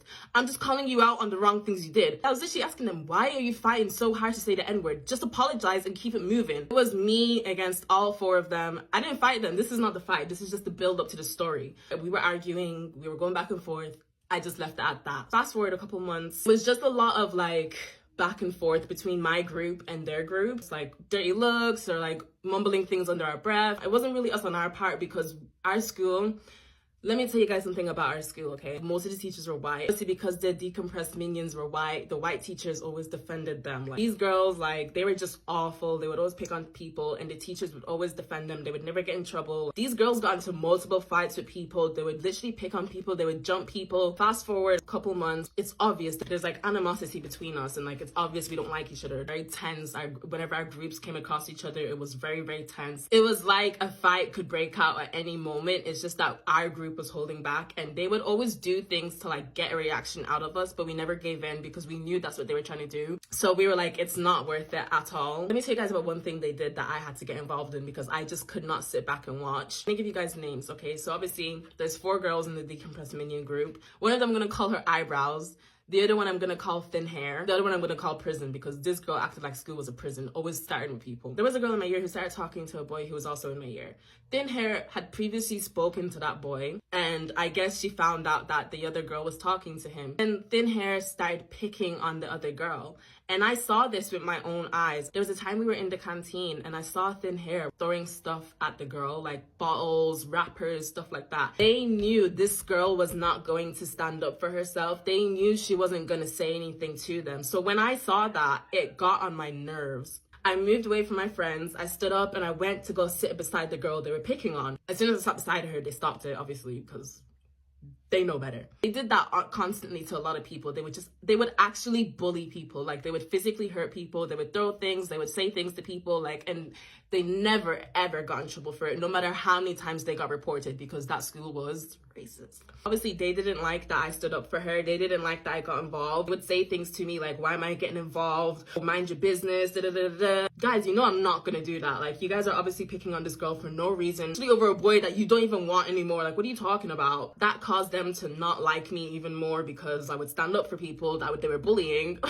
Weirdos. See, they had their own issues with my friends as well, but I'm just talking based off my experience. I know I said this started all in year 8, but they had been doing stuff since year 7. As soon as I moved to that school, they never liked me. 7, there was a time where we were in lesson and I was in lesson with thin hair. It was thin hair that I had a problem with, because she was the worst out of all of them. She was like a genuine monster. Like, she was awful. I was in lesson and the teacher called me to come to the front of the class to go collect a paper. She was sitting on the outside aisle and her bag was in the middle of the aisle. And as I was walking to the teacher, she says to me, "Don't step on my bag."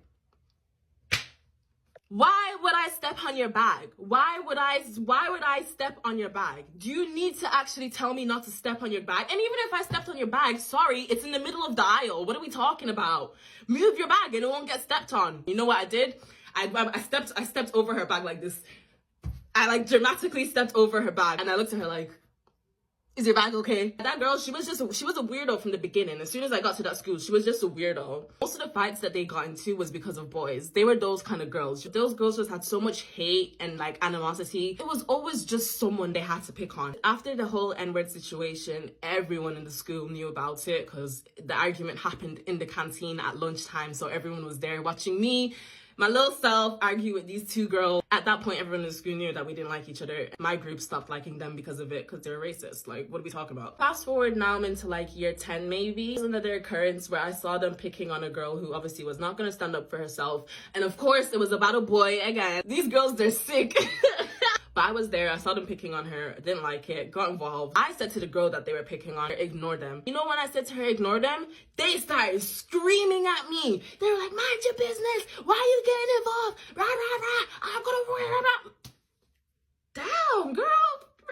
Relax.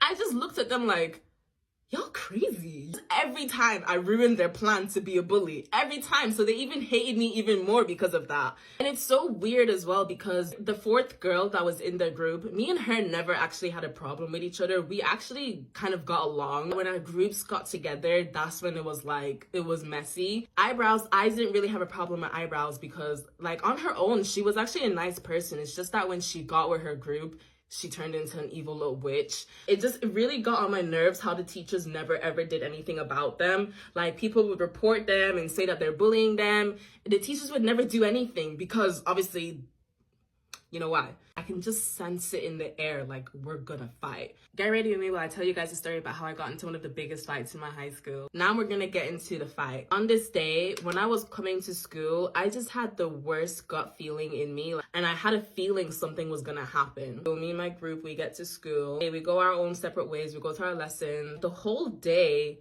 the decompressed minions were just being really, really weird. They're just being little... Lunchtime comes and me and my group, we're sitting on like a circle table. The decompressed minions were sitting on like a long table. Prison was sitting with them. Prison doesn't usually hang out with them, but today she was. And one of my friends, I'm gonna call her Funny because she was so funny, loved her. Funny was sitting beside me on the circle table. We're all talking amongst ourselves, our group, we're laughing, we're kikiing with each other. I look across the canteen and I just see Prison giving us the death stare. She was like there was like steam coming out of her ears. Like, she was mad. I was just like, okay. Like, I looked away because I was like, she can't be looking at us. We're not doing anything. Our whole group, we see it, but we're just ignoring it because we're like, let's not give them the attention that they obviously want. And before you know it, we hear, what? Literally like that. I thought it was a man. We looked up and we were like, And it was Prison. She was shouting at us, what? And we were just like looking around at each other like, is she talking to us? Like, who's she talking to? She can't possibly be talking to us. But Prison is still saying, what? Like, what are you looking at? We weren't even looking at the girl. We were like trying so hard to avoid eye contact with her. She was doing everything possible to look at our eyes. Like, obviously, unfortunately, Funny did react to her and she started saying what back to her. So then all of a sudden, Prison comes over to our table. We're just gobsmacked. Like, we're really confused. Like, we were like, this anger can't possibly be directed towards us because we haven't done anything. She comes over to our table. She's shouting at Funny. Funny is obviously now shouting back. We're still sat down while Prison is standing over us. I can tell, I can just sense it in the air, like we're gonna fight. So I stand up. So I'm standing up in between Prison and my friend is still sat down. I'm in Prison's face, like, I'm just looking at her, like, I'm telling her, like, go back to your table. We don't want no problems. Just go back to your table. Enjoy your lunch. She's like trying to move past my face, trying to shout at Funny. Because Prison is not moving, Funny stands up. So I have Prison one side, Funny behind me like this. And they're just shouting back and forth while Prison is just spitting in my face, her saliva gland. It was ugh. But I didn't want my friend to get into a fight, so I was willing enough to stand there and take all the spit that was.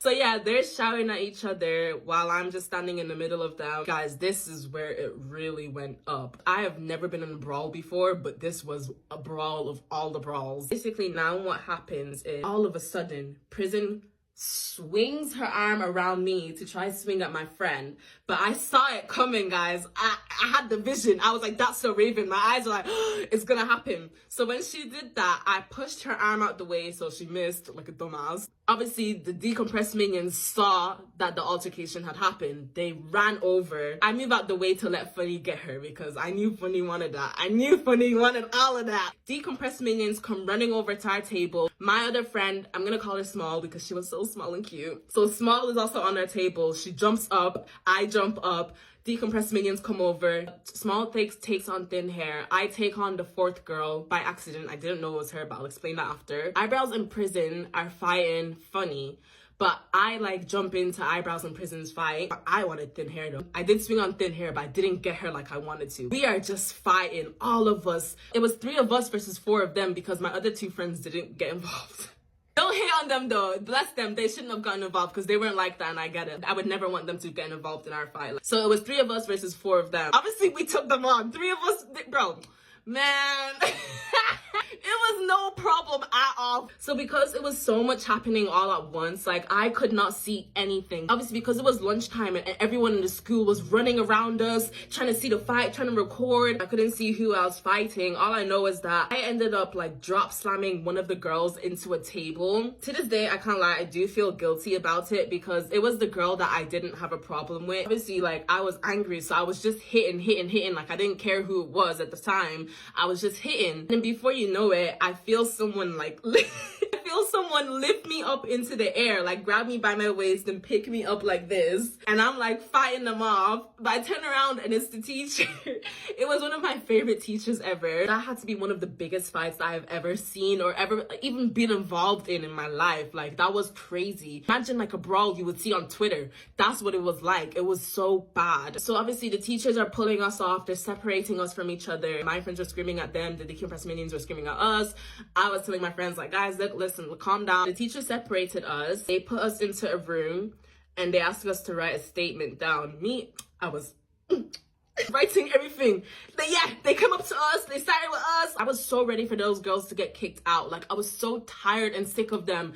They had that plan. They had that premeditated to get Prison to start with us for no reason just so they can come and fight us. Because they knew we would never do anything to them because we knew what school was like. If we started with them, we were automatically getting in trouble. Teachers ended up driving us all home because they didn't want another fight to happen. Even the teachers knew that that fight was coming. Like, I can't lie, I felt like the teachers let us fight for a little bit longer just so we could actually get it out on each other. I was there telling my mom what happened. I was like, yeah, mom, I beat that girl up. My mom has been knowing about these girls. Like I would always tell my mom about the stuff they did. We would go back to school the next day. My group and their group like had to be separated the whole day. We were able to go home by ourselves at that point. I ended up walking with my friends home because the decompressed minions and my friends lived in the same area. So I walked with my friends home just in case they tried anything. which they did. They were following us. They were saying stuff to us, trying to basically get us to swing first. He came up with a plan like, okay, we're not going to react to them. We're not going to say anything to them. We're not going to swing on them. In fact, what we're gonna do is record them and show it to the teachers the next day. The next day, we go to school, we show the teachers the video. Now we have hard, solid evidence, and you gotta do something about this. After we gave the teachers the evidence, you know what the teachers did? Nothing. They did absolutely nothing. That's what kind of school I went to. The moral of the story is, don't let people pick on you. Don't let people walk all over you. You are a strong ass person and you should live in that. Story time where I read the group chat where 14 people bullied me in high school 6 years ago. Okay, so there is a lot to go through. I will read everything for you. I'll give you all the tea. Also, if you're in this group chat and you're watching this video, because you probably are, I'm sorry and I'm not mad. I think it's hilarious. Quick backstory from my side before we get into all of the bullying. I think it's so funny. Okay, basically, 2019, March 2019, I was a senior in high school 6 years ago. There was a basketball tournament in New York. A lot of people from different schools flew in for this basketball tournament. It was a basketball tournament between basically all the Jewish schools in LA, Florida, Chicago, Toronto, you name it. Everyone flew in for this basketball tournament in March. It happened every year. So I was friends with a couple girls from LA. We had previously went to camp together, and I knew this group of like 5 girls probably. But these girls flew into New York with a ton of other people from LA that I had no idea who they are. Like these 14 other people, I had no idea who they were. So basically, the Saturday night of like this basketball tournament, because this basketball tournament was lasting for like 5 days. So like there was games every day, everyone was going, but like Saturday night, like all of the people were in from all these different cities. So like everyone was trying to figure out what to do on Saturday night, like who to hang out with, whatever. So basically, everyone was like, should we go out on Saturday night? What's the vibe? Whatever. So I asked my mom if I can host like a little, like party at my house on Saturday night. So my mom was like, yeah, you can host a party. Don't make it too many people. But like you can host. Also keep in mind, my mom was home. She was home and she was nice enough to let me host this party with just my friends. So I told my friends, the group of girls from LA that I already knew and was friends with, I told them to come. I told some of my New York friends to come. I told some of the guys I was friends with from LA to come. It really was not a lot of people. I probably invited, I want to say like 30 people, I think. I don't know. So basically, one of the girls from LA came to my house. She was already at my house when this party was starting, and she asked me can like a couple more of our friends come? So this was like in the beginning of the night. So I was like, yeah, sure, like they can come, whatever. Then more people started showing up at my house that I didn't know who they were. Like I didn't know how they were getting my address. They just started showing up at my house. So my mom, while this party was going on, like she pulled me and she was like, I told you a few people, there's way too many people here. Like no more people, like you can't have any more people coming. And at that point, all of my friends were already there. Like I didn't really care that she didn't want more people coming. Like I didn't want it to turn into like a crazy thing. My mom was nice enough to let me host this party.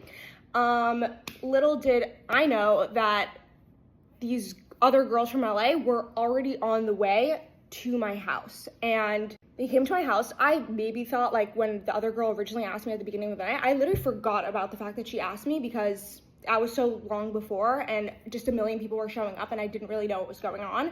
So then this girl gave these other LA girls, my address, and they were on the way. Then like 3 Uber XLs pull up to my house after my mom already said no more people. So they pull up to my house. They're like trying to come in, and I'm like a bouncer. I'm like, no, sorry, like you can't come in my house. And they're like, let us in. And I'm like, I'm sorry. They said I slammed the door in their face. Maybe I did, maybe I didn't, but I would probably only slam the door in their face if they were giving me attitude. I was like, I'm sorry, like my mom said no more people, like I don't know how you got my address, like goodbye. And I was like, and I was not friends with any of them. I didn't know any of their names. I never met them before. They were just showing up to my house on Saturday night because there was nothing else going on and I was the only person who was nice enough to host something. So that's it from my side. My mom was like, no more people can come. So I was just being an obedient daughter, and I was like, no, you can't come to my house. And I just like told them to get out. I didn't really care because these were all my friends.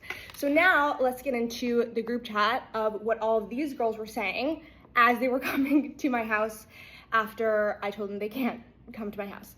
So let's start. So March 16th, 2019.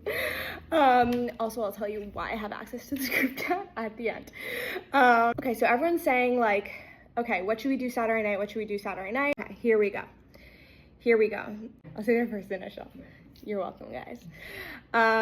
So N says, what's the plan, guys? 11:53 p.m. S says a lot of stuff about me, by the way. S says, Onion is so nice. Yeah. Why would they tell us to come? Someone text them. They're so fucking rude. This is talking about the LA girls who are already at my house, telling them to come. What should we do? I texted them. I'm gonna kill them. And says, Anya, whoever is paying for my Uber there and back. Keep in mind, like, oh yeah, back up. When they were at my house, like they all got to my house and they were like, okay, so you have to reimburse us for our Ubers. And I was like, no, like I'm not paying for your Ubers. Like I didn't tell you to come here. Like you chose to come here. Like why would I pay for their Ubers in a million years? Makes no sense. And it says, this is a motherfucking joke. So at this point, everyone is slowly showing up to my house, like first Uber, second Uber, third Uber. Then they were all texting in another chat with the LA girls who were already at my house. Like, guys, what the hell is wrong with you? Why would you tell us to come if we can't come? And like this one girl who was like really defending me, she was like, listen, I thought you could come. And like, then her mom changed her mind to like, what do you want us to do basically? And I took that phone and I texted in the chat with these people and I was like, hey guys, like I'm so sorry, like my mom said no more people, like what do you want me to do? Like it's not me, it's not my house, it's my mom's house. And then so S goes, when Anya texts me, heart eye, OMG. Anyway, guys, we're down the block, wait for us. I love life. We can all go in as an army. Tell Anya to Venmo me $140. Yes, no joke. I just wasted money. I just wasted calories drinking for this bullshit. I guess everyone is pre-gaming in the Uber and said, tell Anya to Venmo me 140. Amen. They are canceled about me. Guys, should we turn around? We're in our Uber. Let's just all storm in there. Onion is so nice. Okay, then they started calling me Onion because my name sounds like onion. And they changed their group chat logo to an onion. You'll see a common theme here of everyone just calling me Onion and everyone asking me to pay for their Uber. Okay. K goes, I have to pee. Should I just take it on her front lawn? Then they like sent this picture. This was my WhatsApp profile picture at the time. S goes, Onion is about to get fucked up. Yes. Everyone's like, ha ha ha, to the group chat, to the photo of my face. Should I take out my tampon on her lawn? Yes. Let's TP her house. We're 5 minutes away. This is unbelievable. She just slammed the door in our face. This is like what's happening now. What happened? Shit. Shut the fuck up. What? OMG, you're lying. You're joking. What the fuck? Ring the doorbell. What happened? Send a voice recording. Guys, what? You're lying. I want to talk to Anya. Guys, let's all request money from this girl on Venmo straight up and yell at her. Take a shit on her porch. I don't care. And then N says, I just got in a fight with Anya. I screamed. I yelled at her. I'm serious. We're standing on the porch. She slammed the door. We all just yelled at her. Good. Ha ha ha. Send snaps. I'm dying. What did you say? I want to see. And then someone goes, I want to see this girl's face. Because they don't know who I am. Like, they've never seen me. And they're so mad at me. Then N, the girl who I yelled at, was like, she said to me, I was like, pay $70 for my Uber, which she did. And I was like, F no. What did she say? And then she slammed the door. She was like, pay for $70 for my Uber. And then I was like, goodbye, get off my property. Then everyone gets like, guys, we're calling the police on them. Should we call the cops? We're getting this shut down. And they send my address. Cops, yes, call the police. Noise complaint, underage drinking. Actually, this girl needs to be in trouble. Started yelling at everyone, and she's like, you guys have to leave, like, whatever, I don't know you. And then it's like, so are you gonna pay for my $70 Uber? Yeah, so that's what happened. And I don't know you, so why would you think that you can come to my house when I don't know you, and my mom said no. And then now they're talking about the LA girls that I'm friends with. They didn't help us get in. It's like so funny. It's literally like a club. Call the police. I want to see this girl's face. They send a picture of my face again. My bestie. I'm so excited to call the cops. Guys, let's put Craigslist shit and then she says my address. Let's ruin this girl's life. We're calling the police and then we're going down the block to watch this all go down. Blank is gonna curse her out. Like, send a picture of like them calling the police department. Then they're like, what's Anya's Venmo name? I'm requesting $120 from her. Wait, let's find her Venmo. I tried, I couldn't find it. Did everyone leave? What's her last name? Can't believe that just happened to us. Call the police right now. She literally wanted us to get hypothermia. Calling now, disgusting. I called, they're sending the police. Guys, the police never came. No police came. Good. LMAO, perf, amazing. Someone is paying for my Uber. I really don't care who, as long as somebody does. You're right. Somebody find her Venmo. What's her last name? All capitals. I'll try to find it. Now everyone's like going to this other party. They're in their Ubers. They left my house at this point. It's 1 a.m. They send a picture of my face again. Literally obsessed with me. This girl has no idea what's coming to her. I'm gonna request her on Instagram to get more photos. Oh gee, guys, I just requested her.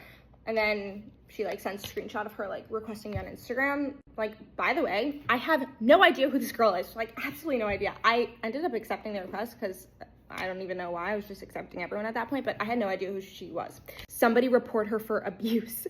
I'm waiting for her to accept. I wonder what happened with the police. I'll tell you right now, nothing happened with the police because the police didn't come. Then like they're sending screenshots of the other texts, like the other LA girls who were at my house, like apologizing, saying like, guys, like we didn't know this was gonna happen. We didn't know her mom was gonna change her mind, and they didn't know, so like whatever. Please ask for Anya's Venmo, guys.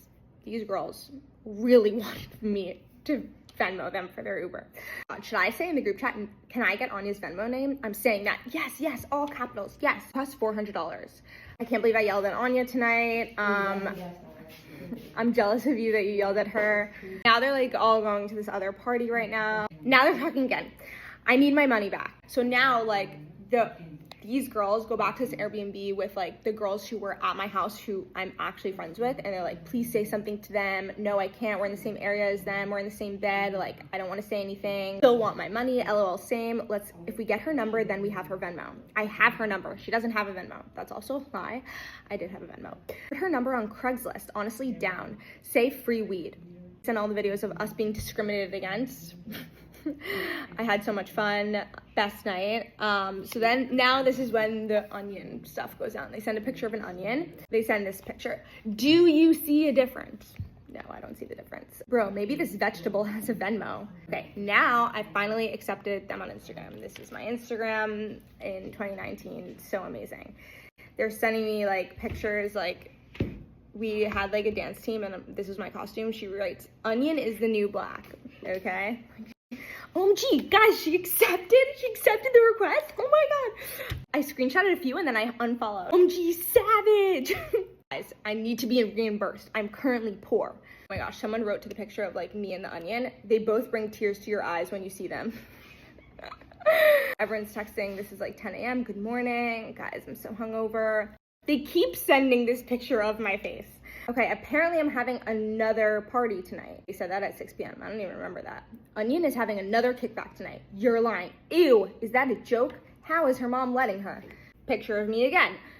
Let's TP her house. Egg and onion that fucking house. No, let's throw onions at her house. She told me she wants us there. Let's throw bloody tampons at her window. Someone bring a bag of onions and give it to her as a gift. Even better. Okay, then this girl, her name starts with the K.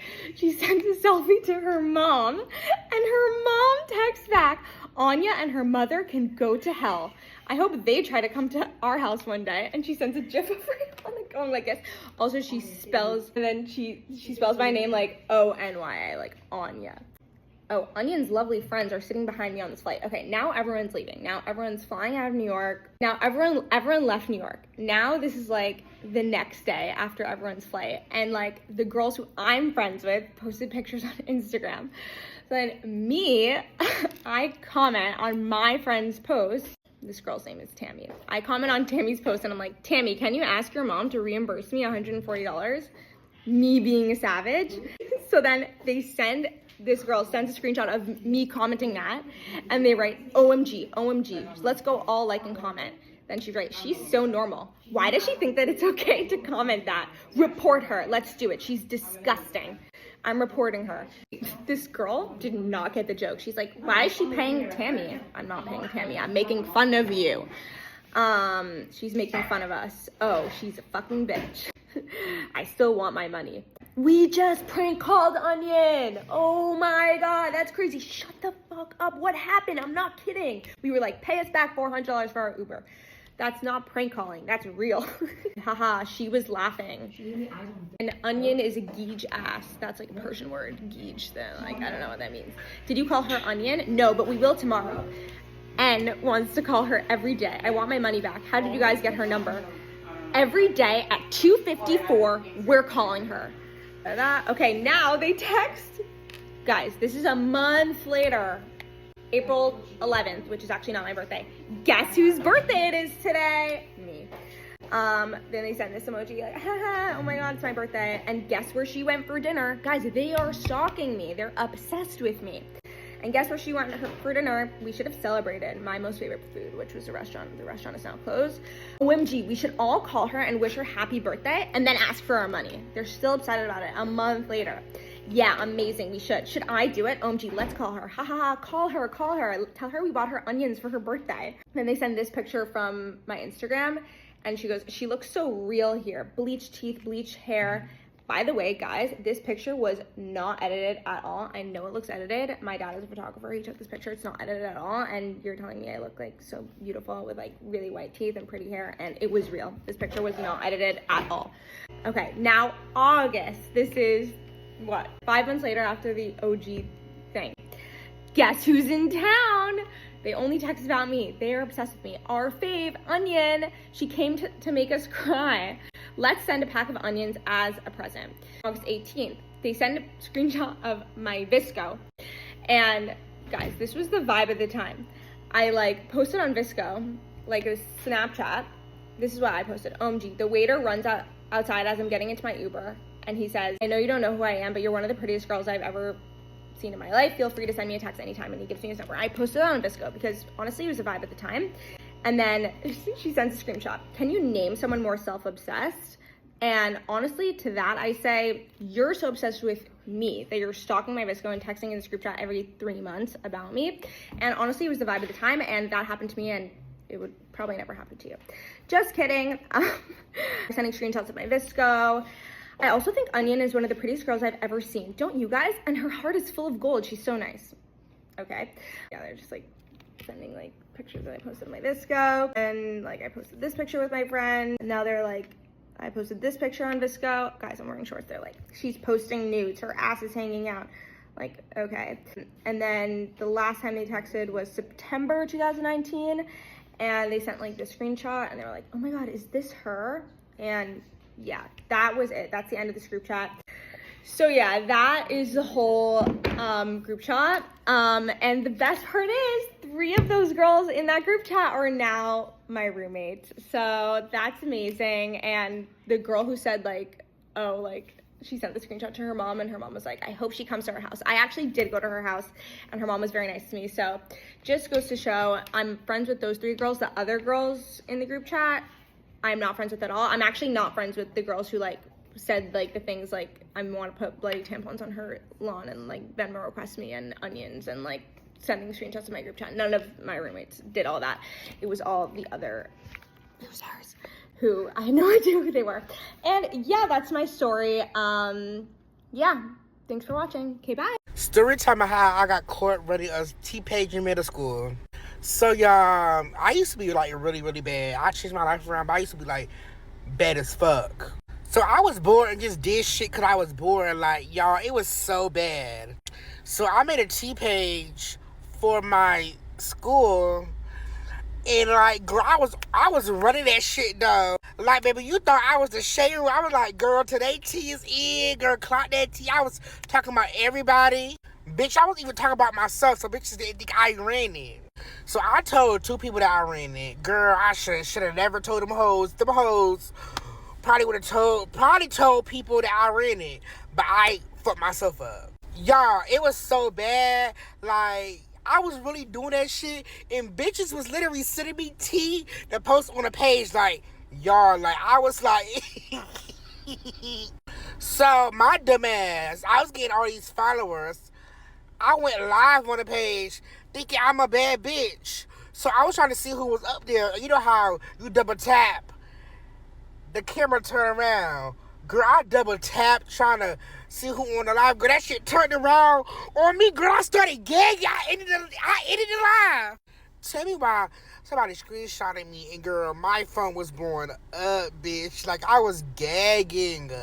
So, like, you know what? Fuck it. I'm cool. I don't give a fuck. I don't care, girl. What they gonna do? Tell me why I went live on the page with my face, talking my shit, because I was homeschooled anyway. I had got kicked out of school, so I was homeschooled. I'm like, the fuck y'all gonna do? Fuck you. Like, girl, I was talking my shit. So, yeah, that's my story time.